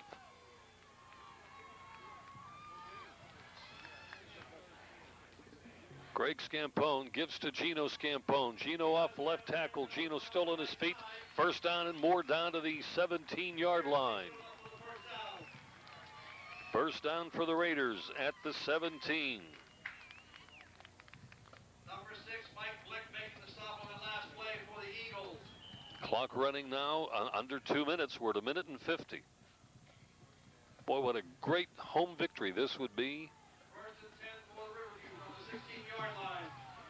Natalie Saxon today was named the homecoming queen. Oh, the Raiders fumble the football. The Raiders fumble the football. Fumble snap on that play. And the Eagles have come back with a football. Number 33. I can't tell you how heartbreaking that is. Greg Wilson fell on the ball for the Eagles at about the 20. And I think for the Raiders, it's the first time they have fumbled. First and 10 for the Eagles, number 20. Boy, that takes the wind out of the sails. Oh, brother. 1:33 left in the game, and all the Eagles have to do are take 3 knees if they want to. Cleary maybe gets a yard, if that. Timeout again is called by Riverview with 1:27 to play. So there's a break in the action. Final quarter, 16-12, Serra Catholic. Well, timeout has concluded. 1:27 left in the game. Riverview trailing by 4, 16-12. There was no gain on that play, maybe a half a yard, but for all practical purposes, we'll call it second and a long 9 or a short 10.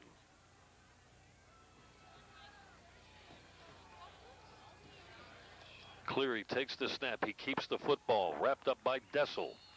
No gain on the play.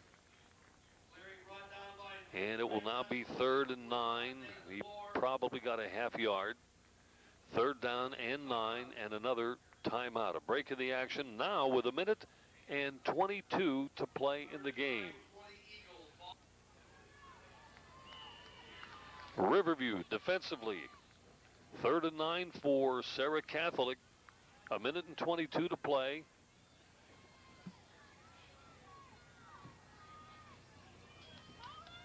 Straight ahead, and they got him.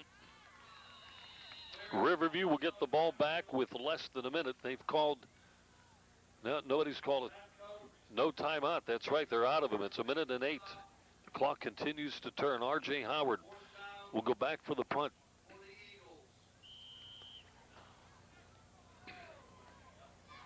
I wouldn't doubt if they take a 5-yard penalty. Let as much time run off as they could. 52 seconds and counting. And that's what they're going to do. They're going to take a 5-yard penalty.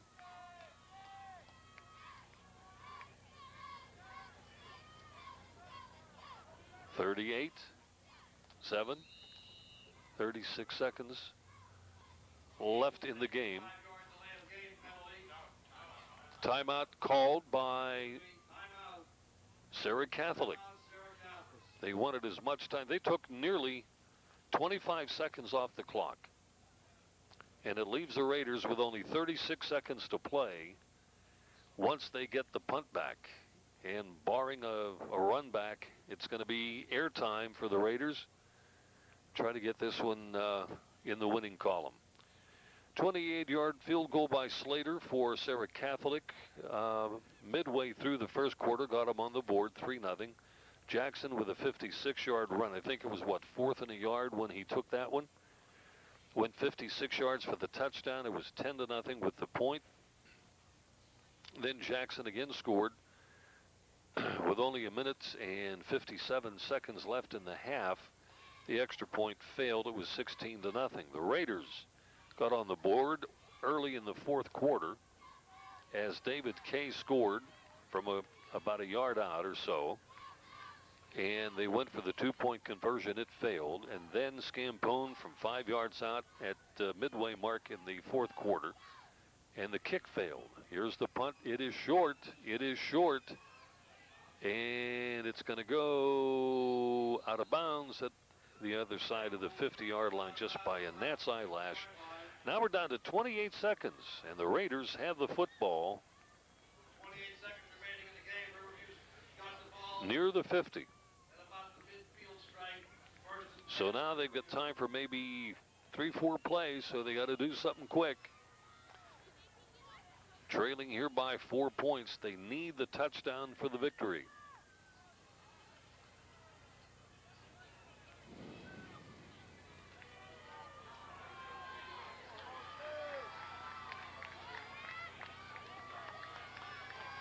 Scampone from the shotgun from midfield. Scampone looks. He's going to have to run with it now. Gets out of bounds.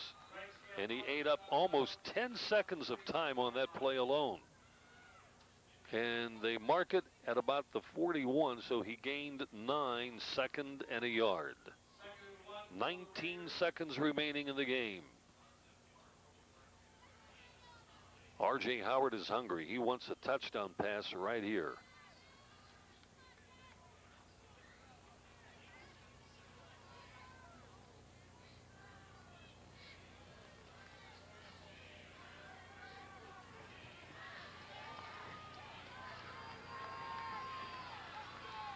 Traffic and over center. The snap. Scampone looks. He fires, and this one's low, incomplete with 14 seconds remaining. 3rd and a yard. 21, Josh Resort, the intended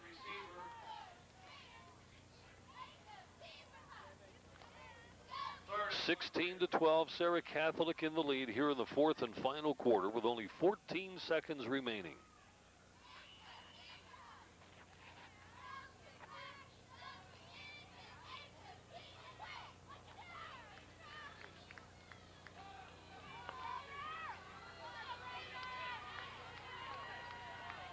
Wide out for the Raiders, far side is Mike Tapling. Low snap, able to control. Scampone running to his right. He fires, he throws, intercepted. It is picked off. Intercepted by Morris Southern with only 2 seconds remaining. Take an opportunity here to thank the Riverview High School video crew and those folks in charge in the truck. Thank George Guido for some stat help this afternoon as well and some input to the game. And on behalf of Joe Falsetti, I'm Bob Tattern. We thank you for watching. 2 seconds left in the game. Serra Catholic will take the snap, and this one will be in the books. We'll be back at Riverside Park next Saturday. It's a 2:30 start for those of you coming to the game because of SAT Saturday. 2 o'clock start. He'll take the snap, and this one is history. Serra Catholic wins it at Riverside Park. The final score, 16-12. And again, I'm Bob Pattern. Thanks for watching, and so long, everybody. A cell phone was lost and has been found. Lost for a cell phone. Please stop at the concession stand to identify it. Again, today's game will be visible tomorrow, Channel 13, 10 a.m. Bob Tanner and Joe Paulsetti.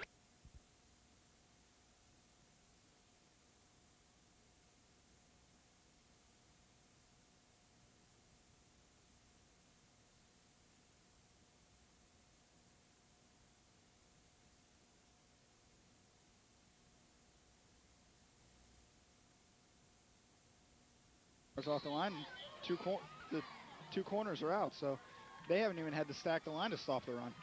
Heath picks up about 4 yards on second down. Will make it 3rd and 7. Tackle on the play made. That was number 80 in on the stop, Alex Kirkley. Also Thurston, the free safety on defense with the stop. And another 3rd and long for for Monessen. Yeah, and neither team has really moved the ball well here tonight. You almost have to think this is 4-down territory for Monessen. I mean, put it in the hands of your defense right now, because obviously your offense is struggling. They'll split a receivers out to each side. Joe Heath in the backfield along with Christian Askew. They'll split them behind quarterback Travis Palmer.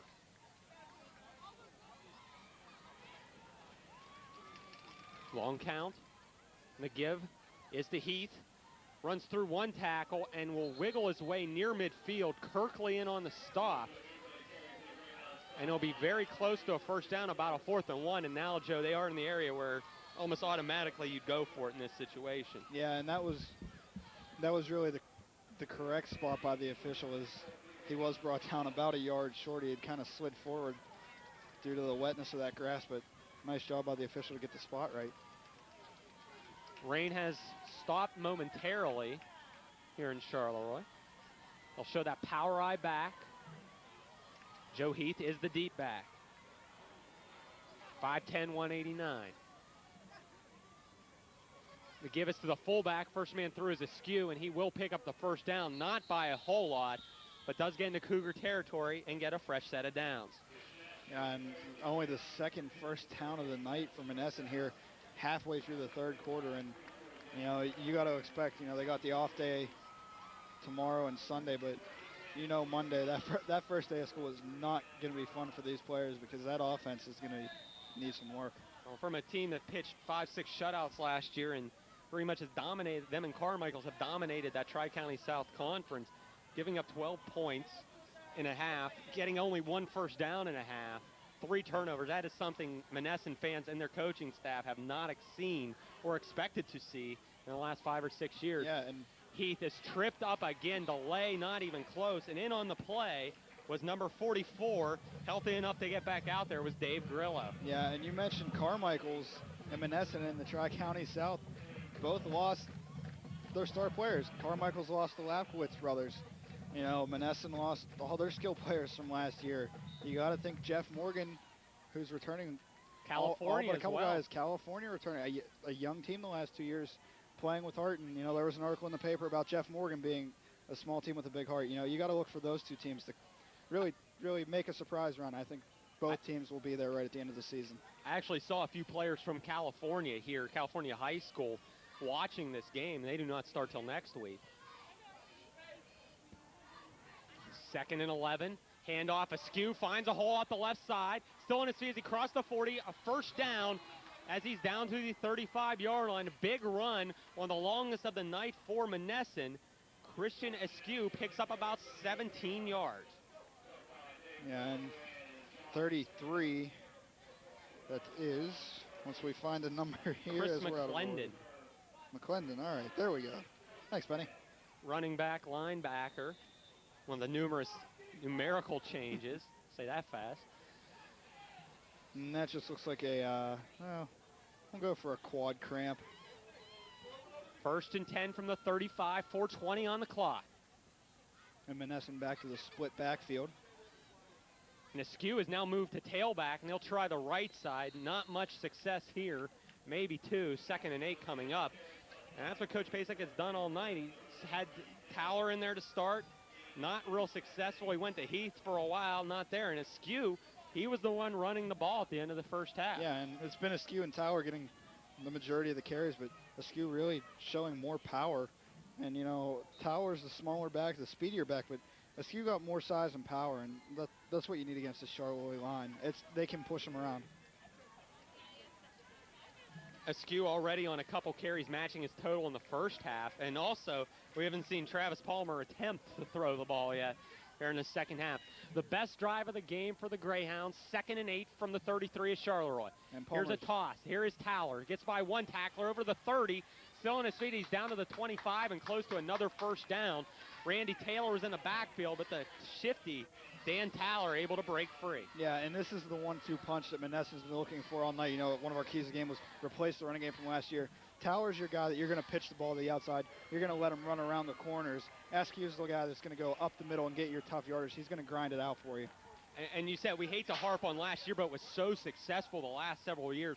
Williams, the big fullback, right up. They got Quentin Martin, the speed back, off the tackles, off the guards.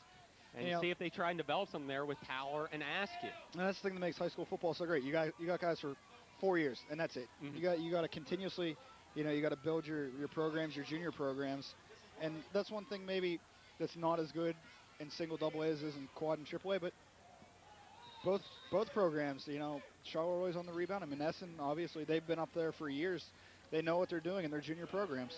And Charleroi was all over the snap count that time of Travis Palmer. Might want to go the huddle and go on 3 this time, as they were off the ball before Monessen was. And one more time, Grillo in the backfield, showing no ill effects of a bum shoulder. About his 2nd, 3rd, maybe even 4th tackle for a loss tonight. He'll now be 2nd and 11. Yeah, and Grillo is one of those guys. You can tell he's going to come out, and he's going to give you 110% every night. No matter what, they could be down 30 points right now, and he'd still be playing the same way. 2nd and 11 as they'll come to the line. 2:09 in a quick-moving 3rd quarter left to play. And it looks like we might get a timeout here, and indeed, Monessen will use their first timeout of the game. 2:03 on the clock. Will be a 2nd and 11 from the Cougar 26. Charleroi leading Monessen 12-0. What can be considered maybe a little bit of a surprise here on the first game of the CTV Game of the Week schedule, and for all you watching on PCN. Yeah, and Charleroi's come out. They came to play, and I'm not so sure Monessen came to play in that first half. Around the local papers, some of the local experts giving Charleroi a little bit of an edge in this game, and that is probably for the first time in the last decade that they were given the advantage, and that's just due to the graduation. I mean, like you said, high school, you see it, well, not so much in college, but 4 years, and that's it. And a lot of these players are only playing really 2 years or watching others play until their junior, senior years. And Monessen just got hit hard by the graduation last year. Charleroi, it was a little easier for them this year. And they're playing without their regular quarterback as well, Alan Amprin. Yeah, Adam Amprin, excuse me. And if you're playing this well without your starting quarterback, you got to be feeling good heading in. I don't know the extent of the injury or even what the injury was. We didn't hear anything before the game, but you got to think if he's only out a week or two that if you got your backup quarterback playing like that, you don't have to rush him back. He can sit out, keep him out until conference play starts, even though you'd like to get him in, get him some game time before you get to that point, because he hasn't been on the field since October of last year. I think he actually is playing today on defense a little bit, just not playing quarterback. And Haney has played quarterback. I've watched him over the last couple of years. 2nd and 11, 2:03 on the clock. I believe that's Towler back in a tailback. Quick throw for Palmer, and it is knocked down one more time. Karlowski all over the field. And that is a large mitt batting the ball down. Yeah, and it's almost an obvious passing down, but that was more of a little 5-yard dump off. I thought in that situation, 2nd and 11 on the 26-yard line, take a shot at the end zone. You're down 12 points. The 3rd quarter is nearing an end. Try to get something on the board so you only have to get one score, because in reality, the way this game's been going, Monessen may only see the ball 2 more times after this, and if they don't score here, 2's not enough. And they may want to put another helmet on Karlowski, because he just blew right around whoever was in front of him.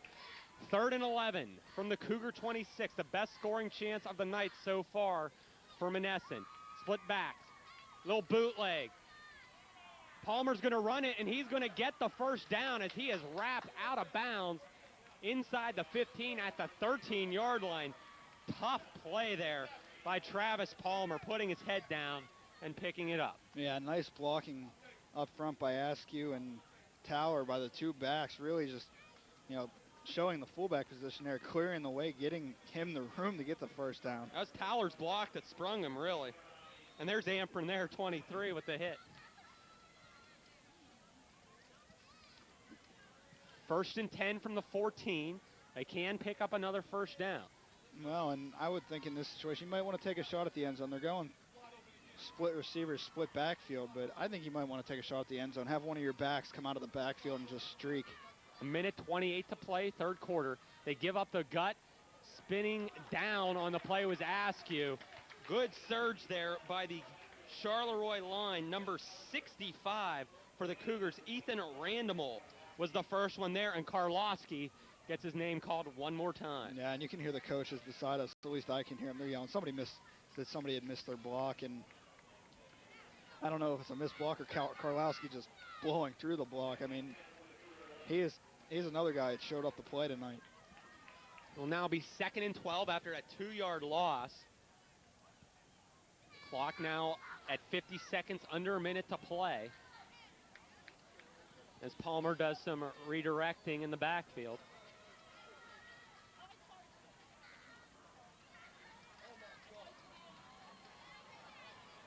Some movement by the Cougars. The handoff to Tower. He's got some room up the left side. Gets by one tackler. Hurdles at the 5. Touchdown, Monessen.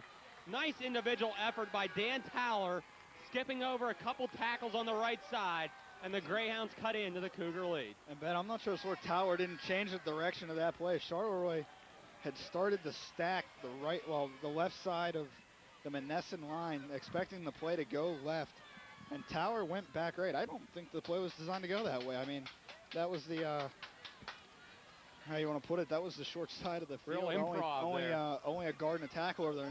No tight end. The end was to the left side, and he ran off tackle. Number 89, Roger Brandemart, will attempt the extra point. 12-6 the score. This is big if he makes it.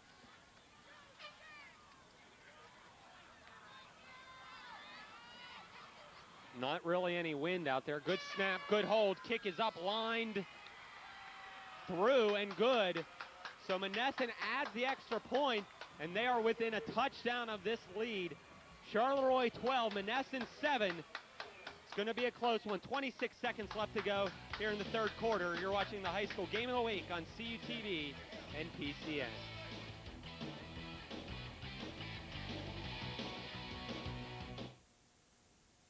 Pennsylvania veterans tell how they saw history as they were making it in World War II, in their own words. During World War II, there was 2 propagandists. In Japan, there was Tokyo Rose, and in Europe, there was Axis Sally. But Axis Sally came on our radio one time, and I said, "What the heck is that?"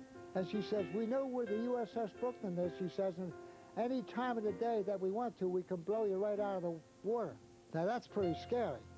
World War II, in their own words, $14.99 plus shipping and sales tax. Call 1-866-726-8433 or visit PCNTV.com. PCN's daily program schedule can be delivered to you by email. For this free service, send your email address to PCNTV@PCNTV.com.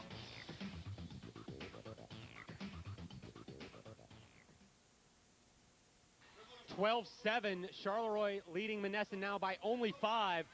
And the Monessen fans who've been sitting on their hands most of the night now finally have a reason to cheer after that 12-yard run by Dan Tower. Yeah, and Tower doing a nice job to break some tackles and scoot through the hole. Barefooted kicker Brandemart gets the ball. Thurston spun at the 26 and dropped on the play. Christian Askew, number 33, in on the stop with only 19 seconds left to go here in the 3rd quarter, and getting that touch right before the quarter end, Joe, that is huge as one of the players for Monessen cramping up. Yeah, and you talk about okay, they got, and not only getting the score, but getting the extra point through. That was big. It's something, Charleroi, they missed the first one, went for 2 on the second time. Now they have got to That's hold. 3 They points. can't. That's three. I mean, that is 3 points pretty much that you've given Monessen. You can't allow a score now, or else you're down 13-12. And Charleroi doesn't necessarily have to score here. They need to have a sustained drive and run time off the clock. Scoring is not an issue. If they can run some time down, give Monessen the ball back, hold Monessen, another long drive, it's going to put Monessen into a hurry-up offense at the end of this game. And that's something I'm not sure Sir Palmer can run right now. That's a good point. They don't need to worry about the special teams or a point after 2 point. They just need the touchdown. They'll be up 1. 19 seconds left. The ball will be placed at the Cougar 28. Doug Haney is doing a nice job as quarterback for the Cougars tonight under center. Yeah, Haney has not been put in a position to create a turnover. Another big block by Miller. Springs Thurston in the corner. He's got it over the 40 in the midfield as he is thrown into the Monessen bench, and you might as well tack 15. On 15. And just when Monessen got a little momentum back, quieted this home crowd of Charleroi a little bit, they give up a 20-yard run and throw another 15 at the end. Yeah, and that's not even a. I don't want to say it's a dumb penalty, but it was not a good penalty. It was, you had the guy forced out of bounds. You had him cut off, and to do that, that's putting you at a disadvantage now. The kick-out block at the line of scrimmage by Kevin Miller. Again, just taking that linebacker completely. Wasn't a huge hit, but he sealed him nicely, and that allowed that run. And that's one thing you can tell Charleroi done very well. They're reading the linebackers better than Monessen can read Charleroi. Every time, their fullback or whoever's not touching the ball is finding a guy and getting helmet on helmet and tying him up, not allowing him to make a tackle easily. We're going to see where they mark the line. Dead ball foul. Personal foul on the defense. 15 yards from the end of the run. First down. I'm not sure where they marked him out of bounds at. He appeared to get hit around midfield. We'll take another look from this angle. And that was 24. Joe Heath not having a great night himself. He'll get called for that 15-yarder, and the ball will be placed at the Monessen 40. He went out of bounds a little earlier than we thought he did on that wide side of the field. With only 10 seconds left, Charleroi, another touchdown, any kind of points might be a little much for Monessen. Yeah, and the one thing now with the quarter ending, Charleroi is going to turn around and they're going to be going downwind to what wind there is. It's settled down pretty nicely here. Miller bowling ball-like legs through the line of scrimmage. He'll pick up 5, and that is how the third quarter will come to an end. Monessen crept back into this game, adding a touchdown on the point, but a couple big runs and the 6th penalty of the game have really hindered their chances. Charleroi 12, Monessen 7.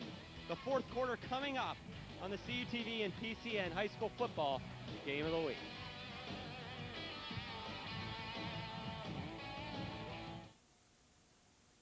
Hey, man, what's up? I'm paying it back. Hey, what's going on? I'm paying it back. Join thousands of people who use UPromise to pay back their FIA AES student loans. And the best part is you don't have to spend an extra cent. Just buy the stuff you buy anyway, and a portion goes to pay back your loans. We're paying it back. I'm helping my niece. Pay it back. Just go to payingitback.com to get started and pay back your student loan faster. Another free benefit for Pennsylvania families from FIA. Tomorrow's college football stars are on the rise right here in Pennsylvania. Next week, Bishop McDevitt at State College, featuring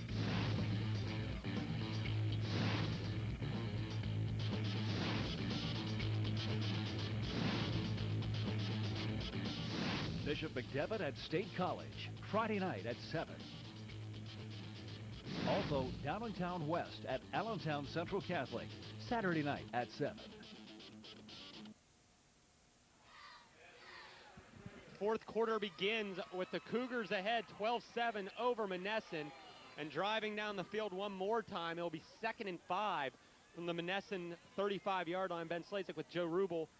Week 1 of the high school football schedule here on CUTV as well as PCN. We want to thank everybody around the state of Pennsylvania for tuning in. CUTV always bringing you the best NWPIL football action as we have for the past 18 years. The first of 3 games we'll be doing on PCN this year. Yeah, and I got to look through some of that 18 years worth of footage over the summer, and it's just amazing to see how far we've come in 18 years, and actually the station's 20th anniversary this year. Flags down again. See if Monessen jumps. Dead ball. Encroachment on the And defense. that is the case. 5 yards. 8 penalties now for Monessen. 7 or 8, yes. And that's going to be very close to giving Charleroi another first down. 7 penalties for Monessen. And what was a 2nd and 5 is now almost a gimme. 2nd and less than a yard. Ball now at the 31. Well, 2nd and 1 and the mismatch that your wide receivers have at this position of the That's field. a good call. Go to the end zone. They'll motion Thurston. He'll take the ball, another big block. And Thurston breaks across the 25 down to the 24. Easily a first down. And there was Kevin Miller again with a big block at the line of scrimmage on number 5, Jared Lawson. Yeah, and Thurston came up off of that tackle. He's excited. You don't see guys get that way usually in the first game of the year. But at this point, he's your guy. Give him the ball. He wants it. You can tell he wants it. Thurston showing a little bit of power getting through the line there. He's not a very big back, maybe about 5'9", 5'10". Referee stopping the clock here. There's a injured player maybe coming off the field. 32 Will Pearson coming out. We'll reset. 11:51. Final quarter of play here from Charleroi Stadium on the banks of the mighty Mon, the Monongahela River. And there is Miller right up the gut over the 15 to the 13-yard line. Close to another first down if he doesn't have it. And I'm impressed with the power running game, not only of Charleroi as they've demonstrated on this drive, but Monessen as well. I mean, you don't see too many power backs single A. It's usually your speed guys. You have a bigger wide receiver converted to running back, or maybe a defensive back playing running back. But these guys, I mean, they're showing some power, and really they're not that big. And you can really tell the tale of this game, Joe, by looking at the two sidelines. Charleroi banging on their pads, clapping, so I lose the grasp of the English language for a moment, and Charleroi just kind of standing with their hands on their hips, not sure what's going on. It looked like they took everything they had to get that one touchdown, and then after one run and one penalty, it's all gone as they measure for this first down. Quick, yes or no? You're too late. It is a first down. The truck was correct. I think I batted around 7% last year. I'm looking to up that number this year since Balk's gone, because I think he was the ultimate jinx. 11:37 left to play. Another first down for the Cougars. Ball will be placed just inside the 15-yard line as Charleroi threatening one more time. And again, you got to think a touchdown may put this away. Well, and the thing that Charleroi is able to do with their backfield, they're lining up Thurston and Miller in the backfield, and you don't know who's getting the ball. You don't know. Yeah, Miller's had just as many carries as Thurston. You don't know if you have to deal with speed or brute strength right now. And this will be another huge block by Miller. That time only a gain of three, Joe, but that could have easily been a 3-yard loss. And Lawson is just furious over there because he's the man getting picked off by Kevin Miller more often than not. Yeah, Let's watch that again, maybe. Kevin Miller, I don't think he really cares if he gets the ball. I mean, he's just been nailing guys there. Helmet on helmet, and he moved back 4 yards. Well, the only problem with this block there is he didn't take the guy out. He might knocked him backwards. There's Jared Lawson doing a good job to stay on his feet at least. Referee calling for time again. There's a helmet problem for one of the Monessen players.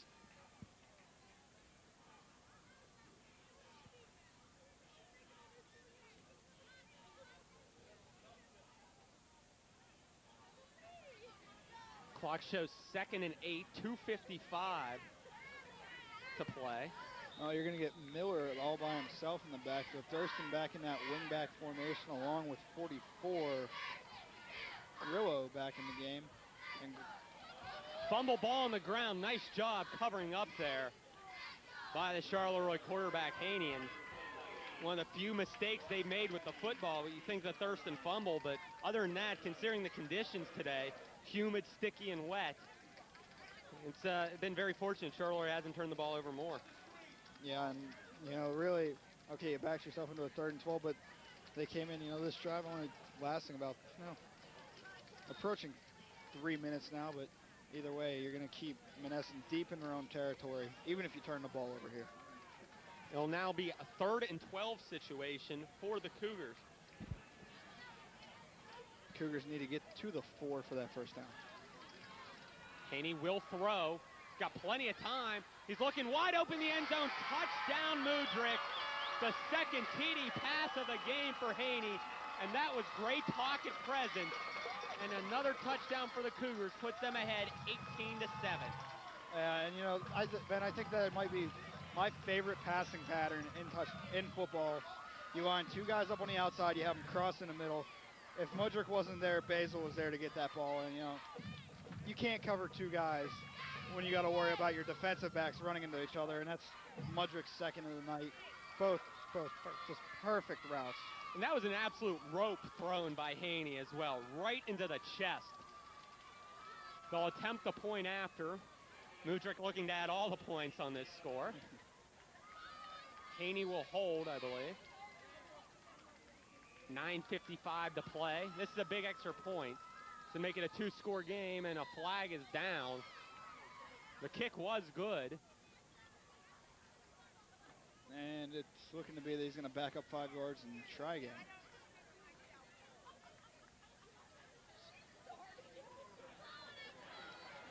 Dead ball. Ball start on the offense. And this will back him up. We'll see if Charleroi attempts another kick, as Mudrick has done okay on the kickoffs, but line drive is 2 extra point chances. This will be the equivalent of a 25-yarder. And really the key with the way Mudrick kicks the ball low, it's going to be the blocking up front. If Charleroi gets the initial push, they'll have a chance to make it well.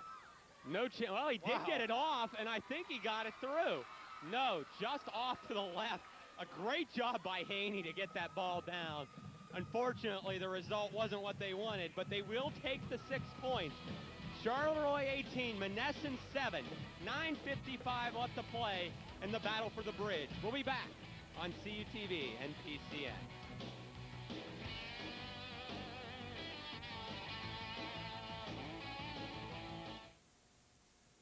PCN programs on VHS and DVD are available for purchase online. Go to our website at PCNTV.com.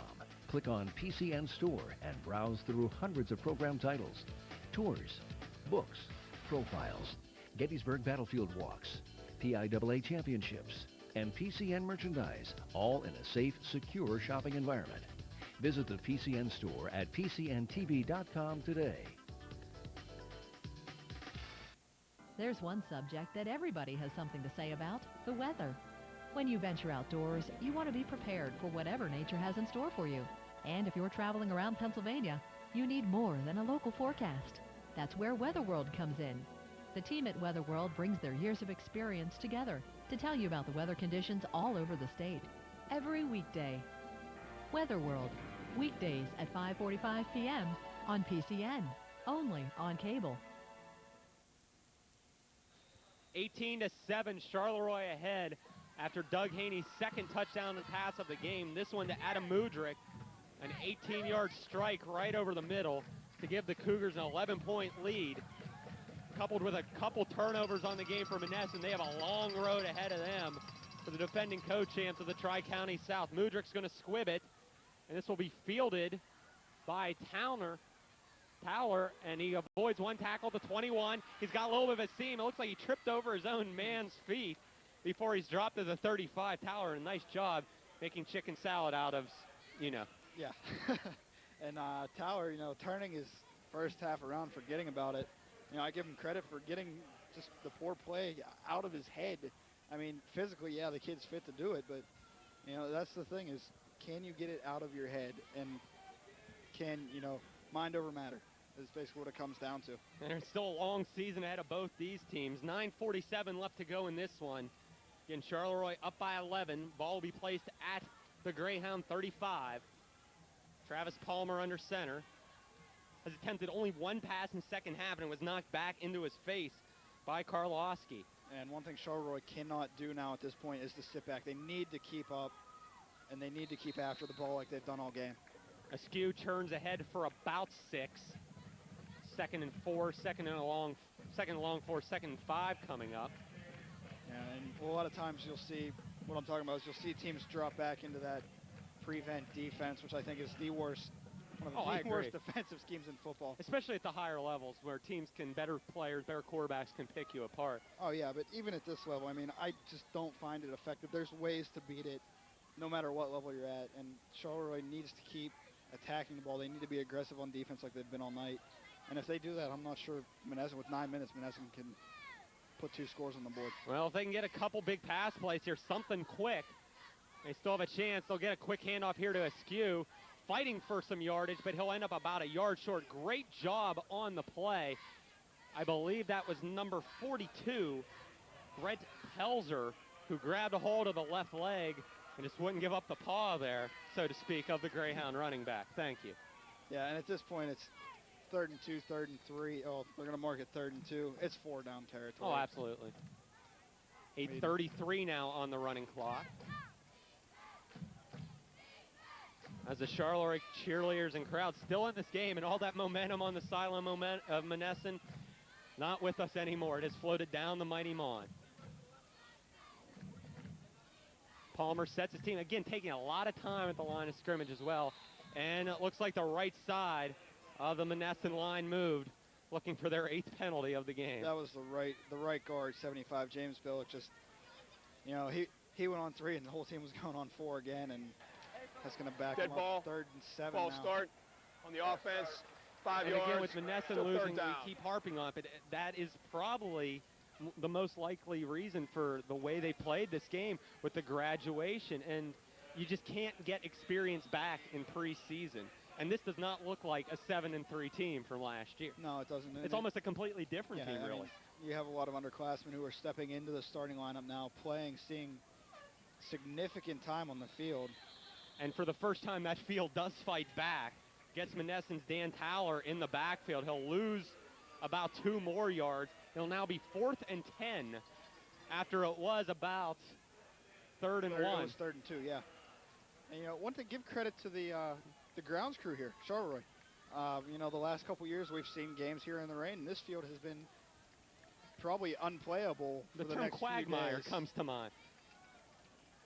I mean, we did see heavier rains, but even still, there was enough rain to make it interesting. Yeah, you know? and the play has really been between the 30s all night. And a shank punt. This one barely clears the first down marker and will go out of bounds in Monessen territory around the 48-yard line. So Charleroi with 7-14 and an 11-point lead in front of them can just run the ball, see what they can do with it, and send Monessen across the bridge with their first loss of the season. Yeah, and more importantly for Charleroi, getting a good start off to this season. You know, they had a lot of guys coming back from last year. Who knows? Maybe they can run 5, 6, 7 in a row to start this season. Well, look at Charleroi last year, 0-2 to start, 6-0 in conference. And, you know, I mean, even if Monessen loses this game, it's not the end of the world. It's a non-conference game. Yeah, it's your big rivalry game, but it's non-conference. You had a lot of new guys stepping into the starting lineup. You know, by the time you get to conference play, they're going to have at least some experience in, oh, that was loud, in gameplay. So, you know, by the time conference play rolls around, they should be right back in it. Miller gets about 1. It'll be 2nd and 9. And that Tri-County, we talked a little bit about it earlier. There's going to be almost, I think, a changing of the guard this year. You're not going to see Carmichael's, I still think, is the team to beat in that conference. They're big and they're fast. They always have been. Monessen may have taken a step back. It's going to be the Californias, the Jeff Morgans, stepping up this year. And then you still have your weaker teams, like, as much as I hate to say it, Guyville, always the perennial doormats in that conference. Maybe this will be the year. We're going to get 2 wins. Class of 95, thank you. On the other side of 50, they'll hand the ball off Thurston with a lot of room on the left side. He broke it. Over the 30, 25, brought down inside the 20. And another big run by Jermaine Thurston, his second one of over 25 yards today. And Charleroi right now is really laying the will into Monessen. And number 24, Joe Heath of Monessen, was furious at the end of that play. He knows somebody missed something somewhere along the line, and you know, he knows he missed something along the line on that play too, but he was absolutely furious coming out of that tackle. And it wasn't really a trick play. They've run this 3 or 4 times. Taylor ran this play earlier, Grillo as well, but Thurston with that extra gear there just got around the corner. So the tight end Kirkley had nobody to block. Yeah, he was just standing in position. And Ben, you mentioned earlier in the game, which team is going to have the conditioning tonight, and right now it's showing to be Charleroi. Well, it looks like they definitely have the numbers. And this will be Grillo. And he finds a little seam up that right side before he's brought down. Pickup of maybe 3. And they really don't need a big gain here, Joe. Just keep grinding it out. That end zone in clear view with 6:05 to play and an 11-point lead. Yeah, and even if they can put a field goal on the board at this point, that might be all she wrote for Monessen. I just don't see Palmer coming out and really leading. I mean, he's an inexperienced quarterback with limited, if any, gameplay coming into this season. I just don't picture him coming out and leading 2 scoring drives. Well, in the past couple of years, they haven't really had to go to any other quarterbacks been Yarden, and now with Palmer in there, you got even younger quarterback, so to speak, behind him. Grillo motions out. They'll give to Miller. He looks to show some speed on the right side. Bounces off his own man. Fumble or a flag's down, one of the two. Saw the official drop something on that far side. It's a little bit of fog starting to roll in off the river. And it will be Charleroi ball. Pickup of maybe 2 yards. 3rd and we'll call it 6. Yeah, and even I would think at this point, even if Charleroi doesn't convert Still here, get a 2-score first game. down, you know, it's 4-down territory. Go for it. What do you have to lose? You stick Monessen having to go 86 yards. Twice. Tick, tick, tick. 4:45 now left to play. But these past 2 drives now for Charleroi have been ideal. They ran time off the clock. The first one they got in the end zone. This one they got deep into Monessen territory. Thurston trying to get around Lawson. Does. Still on his feet. Took a couple hits before he's wrapped up by a skew. For the first time all night, Jared Lawson finally got by the block of Kevin Miller. He'll lose a couple, about 4 or 5. It'll be 4th and long, but again, a situation where you're going to go for it as Jermaine Thurston edges near that 100-yard mark, now over 90 for the game. Yeah, and, you know, Thurston's got to be a candidate for player of the game, just the way he's played tonight. I mean, the 3 players that have impacted, I think, the biggest in this game have been Thurston, Miller. Haney, and Karlowski, I think, has been all over the field. Plus, they've been running off him off left side most of the night as well. Yeah, and it's really hard to overlook Miller with the way he's got so many lead blocks for Thurston. That's a good point. Well, the Charleroi, the unsung heroes really for Charleroi have done it. Clock's still winding down. Looks like they may take the 5-yard penalty here.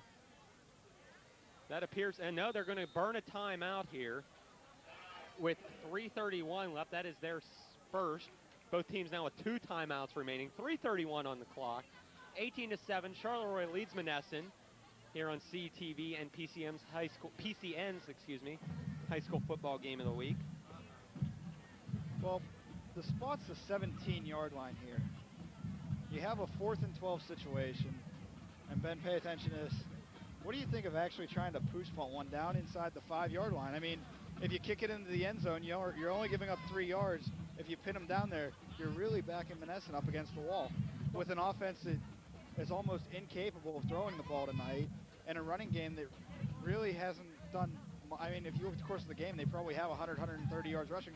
That's all they've done all night. Well, I think you're in a situation, Joe. Charleroi could snap it and fall down, and then Monessen still has to go the length of the field, not once, but then get the ball back and do it again. With only 3:31, you mentioned their offense not doing a whole lot.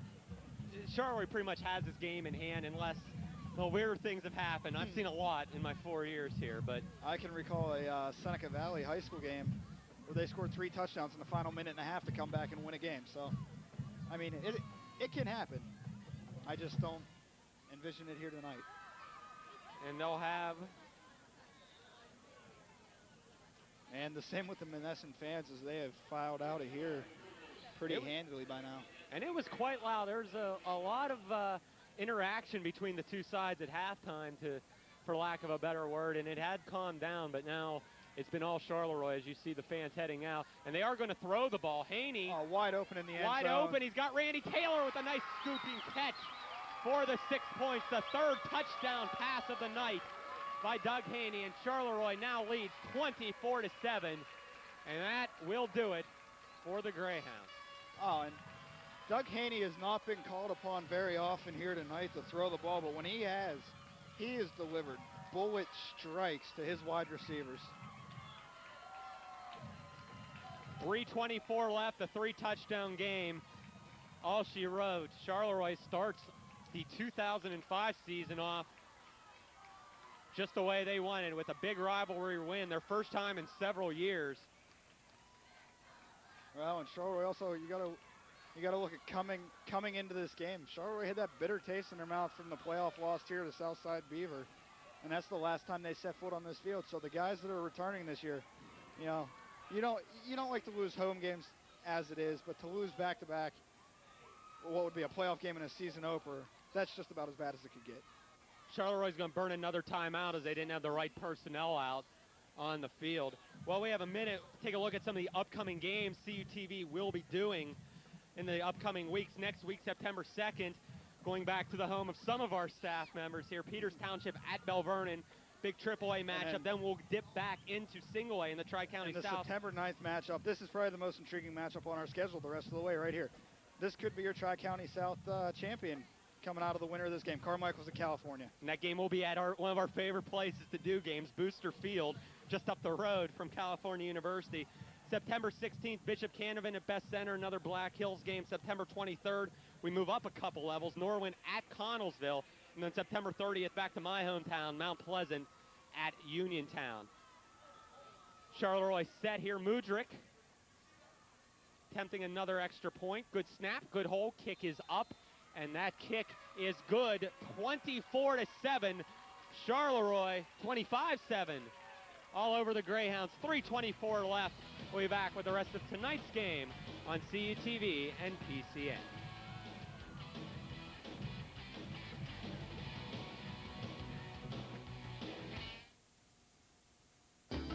What do the following people have in common?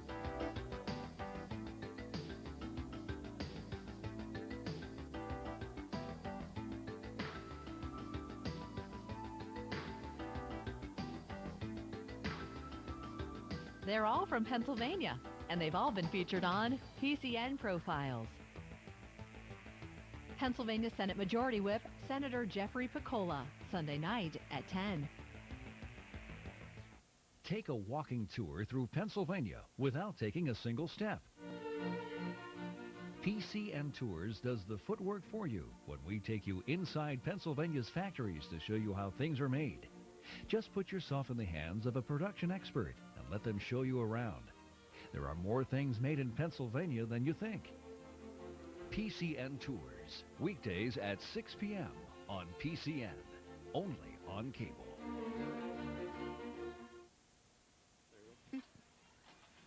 25-7, Charleroi in total control in their first game of the year.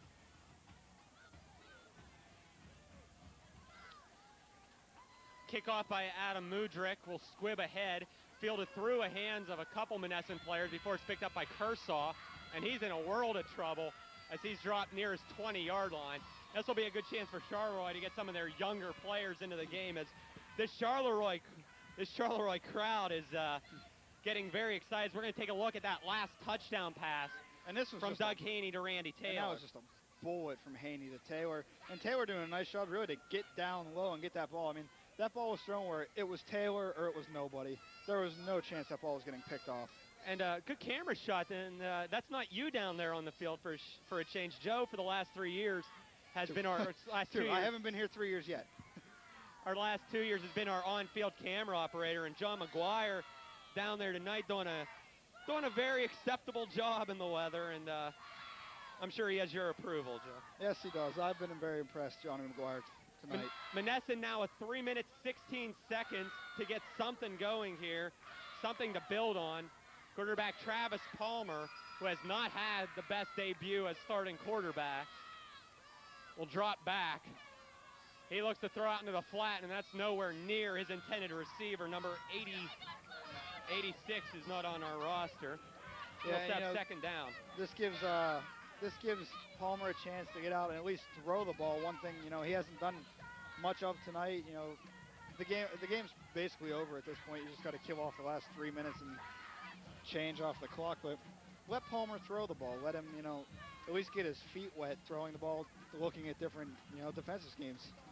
Looking ahead in Monessen schedule, following this game, they play Bishop Canevin, another out-of-conference team, at home. Then they play Fraser, a conference game at home. And then at those lowly Guyville Gators, timeout on the field once again with 3:11 to play. Upcoming schedule for Charleroi, looking to build on this game as, now we'll get to Charleroi schedule in a moment. But you can't help but be excited. This Charleroi team showed they're for real from last season. They have some solid players in this team. Yeah, and that's one thing I'll say. When I found out where we were going that first week of the playoffs, not only was I surprised they had gotten into the playoffs, I was surprised they were hosting a game.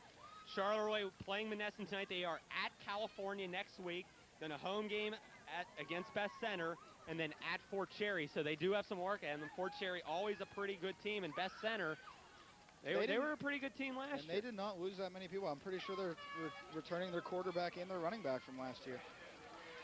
3:11 to play, 25-7. Charleroi well in control. Will be 2nd and 10 at the 23 of the Greyhounds for Monessen. Well, and Charleroi now dropping back into a prevent defense, but at this point it's over. You know, you don't want to risk injury. You want to keep as many guys out of contact as possible. They run the toss, and it looks like it's going to be a pass. Towler with an option. He's going to tuck and run. He's got some speed to the corner and will get the first down before he's drugged down, and a late flag coming in. And it's either going to be a face mask or a late hit. I'm going to say the way he went down, it might have been a face mask.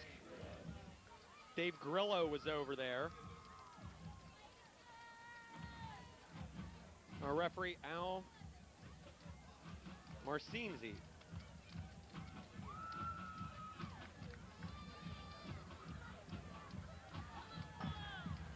Dead ball foul, personal foul, late hit on the defense. 15 from the end of the run. First down. At the beginning of the game, it looked like Charleroi was getting all the penalties. Then this is their first one, I believe, since the first quarter. This one, Costley will get the ball right at midfield now. But again, once the game is well in hand now, only 3 minutes to play. Yeah, and I think I'm about 0 for 5 on calls here tonight, so I might just give up on that for the rest of the season. It's a long season, Jeff. Looking into October. We also want to invite everybody that follows our games on CUTV. We also do games on our sister station, WCAL 91.9 FM. Those games 7:15 every Friday night. You can check the WCALN website for those games. We also broadcast our games on the internet, as that pass appears to be picked off by Grillo, and he just capped himself a nice night with a nice pick off the interception thrown by Travis Palmer. Yeah, and the interception by Palmer never should have happened. He had 86. We don't know who 86 is. I'm going to say it's Jeff Spann, 5'11". That's about the tallest guy they got. Maybe Steve Williams out there, but that ball was thrown a good yard behind him, and that was really just the result. An interception by Grillo. Those games on our radio station, WCL, can also be heard on the internet at www.cal.edu. You can also follow California Balkans football on that station as well.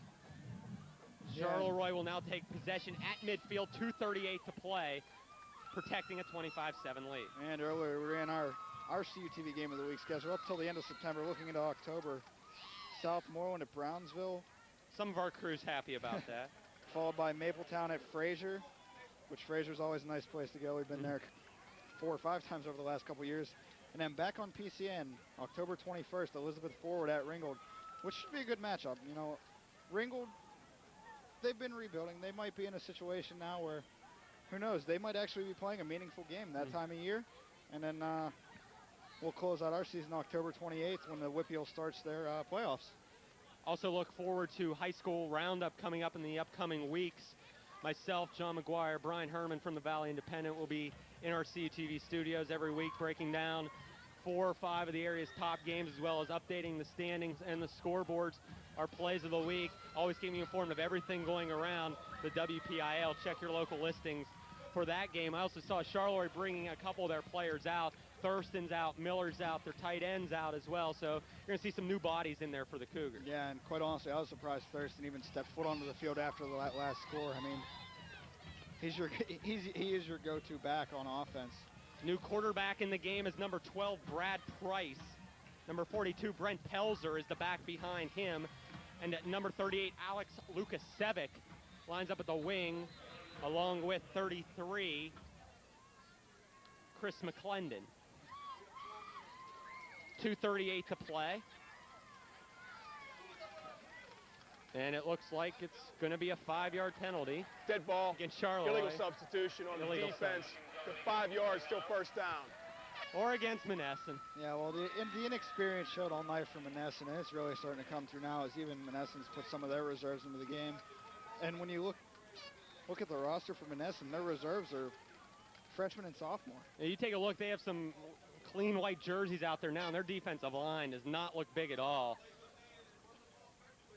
And the toss will go to the right side. This is Lukasevic, and he is unable to get a whole lot going, picks up about 3 yards. That clock winding down at 2:30. Well, we have a minute. I want to make sure we thank all of our crew here at CUTV on camera tonight. Greg Nestor, Jeff Helsel, and John McGuire. John Couture running replay. April Pasteric doing our graphics. Nigel Wright and Jamie Kopacek doing statistics. And our director, the man who actually likes total vision passing in Madden, that'd be Gary Smith. I want to thank everybody here at Charleroi for all their hospitality and all their help. Always do a nice job for us and treat us pretty good when we come to Charleroi Stadium. Oh, yeah, and we've yet to have a game that hasn't been entertaining down here. I also want to send out a special hello to my former partner, the man I've done these games with for the past 3 years, who's listening out in the Philadelphia area, Adam Balk, who's now the play-by-play announcer for the Strathaven High School football team. So he's keeping himself busy on Friday night. So I guess I miss you, Adam. So yeah, I miss him having him around here too. Price with the pitch. This is McClendon. He's got a big hole off the left side, trying to get something going, and he's horse-collared down inside the 40 by number 10, Kevin Suber. Now, this is the NFL. That's a penalty this year, but I guess high school, it's perfectly legal, and that should move the sticks and give Charleroi a first down, under 2 to play, and they can take a couple knees and call it a night. Yeah, and Suber, 6 foot, 168, only a freshman, luckily for him, but you got to expect that the coaching staff wants to get some more meat on him. I mean, I don't think I weighed 168 pounds when I was 5 foot, let alone 6 foot. Well, he showed the speed there again, and couple years here, he'll be all right. 1:35 now, first down for the Cougars. Handoff this time goes to number 29, Nick Kupari, and he goes back a yard or so, and some of the underclassmen getting in the game, getting a touch for the Cougars. Always important. Now a minute 15 to play. And Joe, your first football game here at CUTV, I think you did pretty good. Oh, thank you. Always nice to get the first one under the belt. Not new to this by any means, at least some basketball and volleyball, but it's nice to get back in for football after a couple-year absence out of high school. And the Gatorade has just been dumped on the Charleroi sideline. Coach Milkovich, if he wasn't wet enough from the rain, now takes a lemon-lime shower. And that gets the applause of the crowd. Here's the toss. Getting some room on the outside is Justin Key. A flag is down.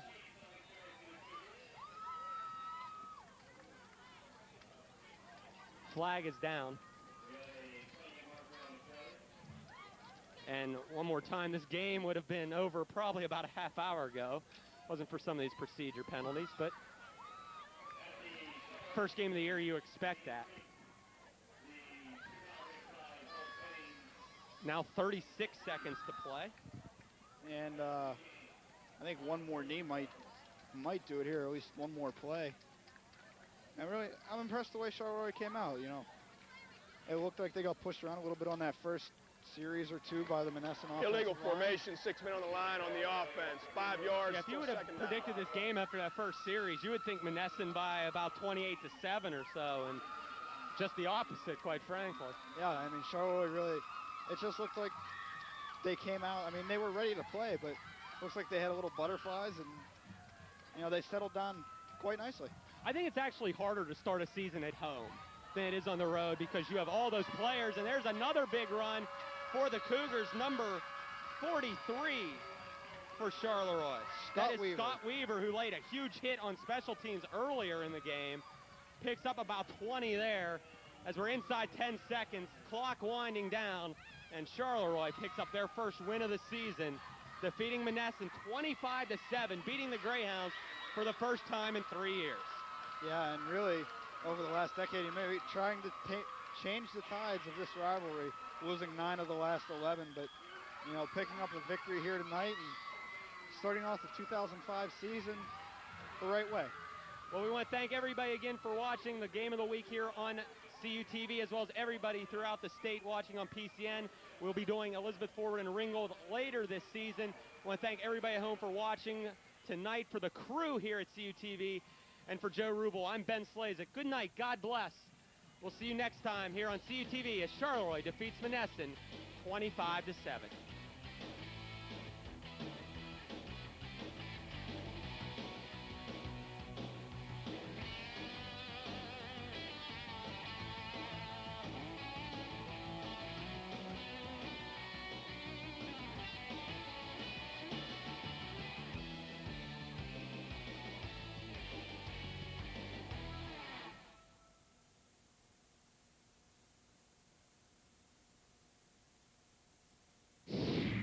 The PCN Game of the Week is underwritten in part by PHIA, the Pennsylvania Higher Education Assistance Agency. Also by Pennsylvania Cable Television Companies.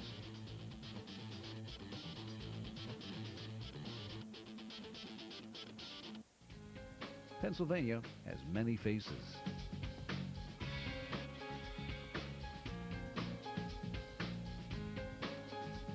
PCN brings them all together.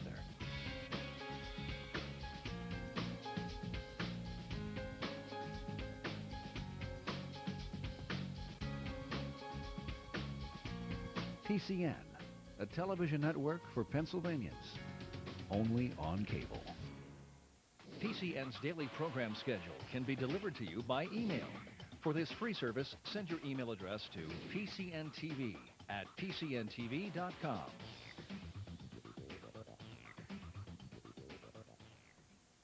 There's one subject that everybody has something to say about: the weather.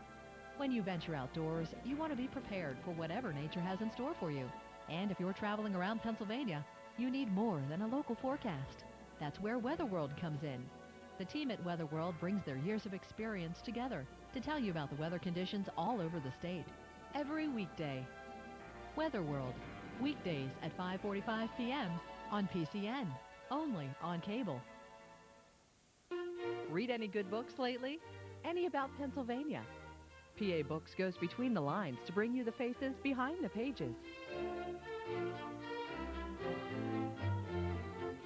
If a subject has roots in the Commonwealth, the authors of PA Books have something to say about it.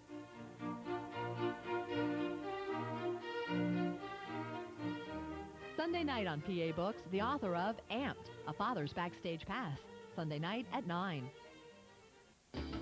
What do the following people have in common?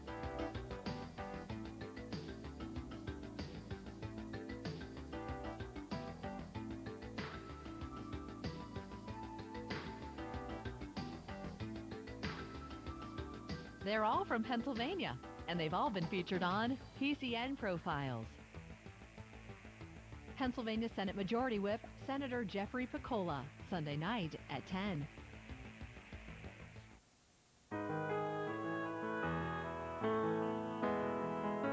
You're watching PCN. PCN is supported in part by Adelphia, serving cable subscribers in Bethel Park, Mount Lebanon, and West Mifflin. PCN, only on cable. Coming up next on the Pennsylvania Cable Network, PCN's high school football game of the week.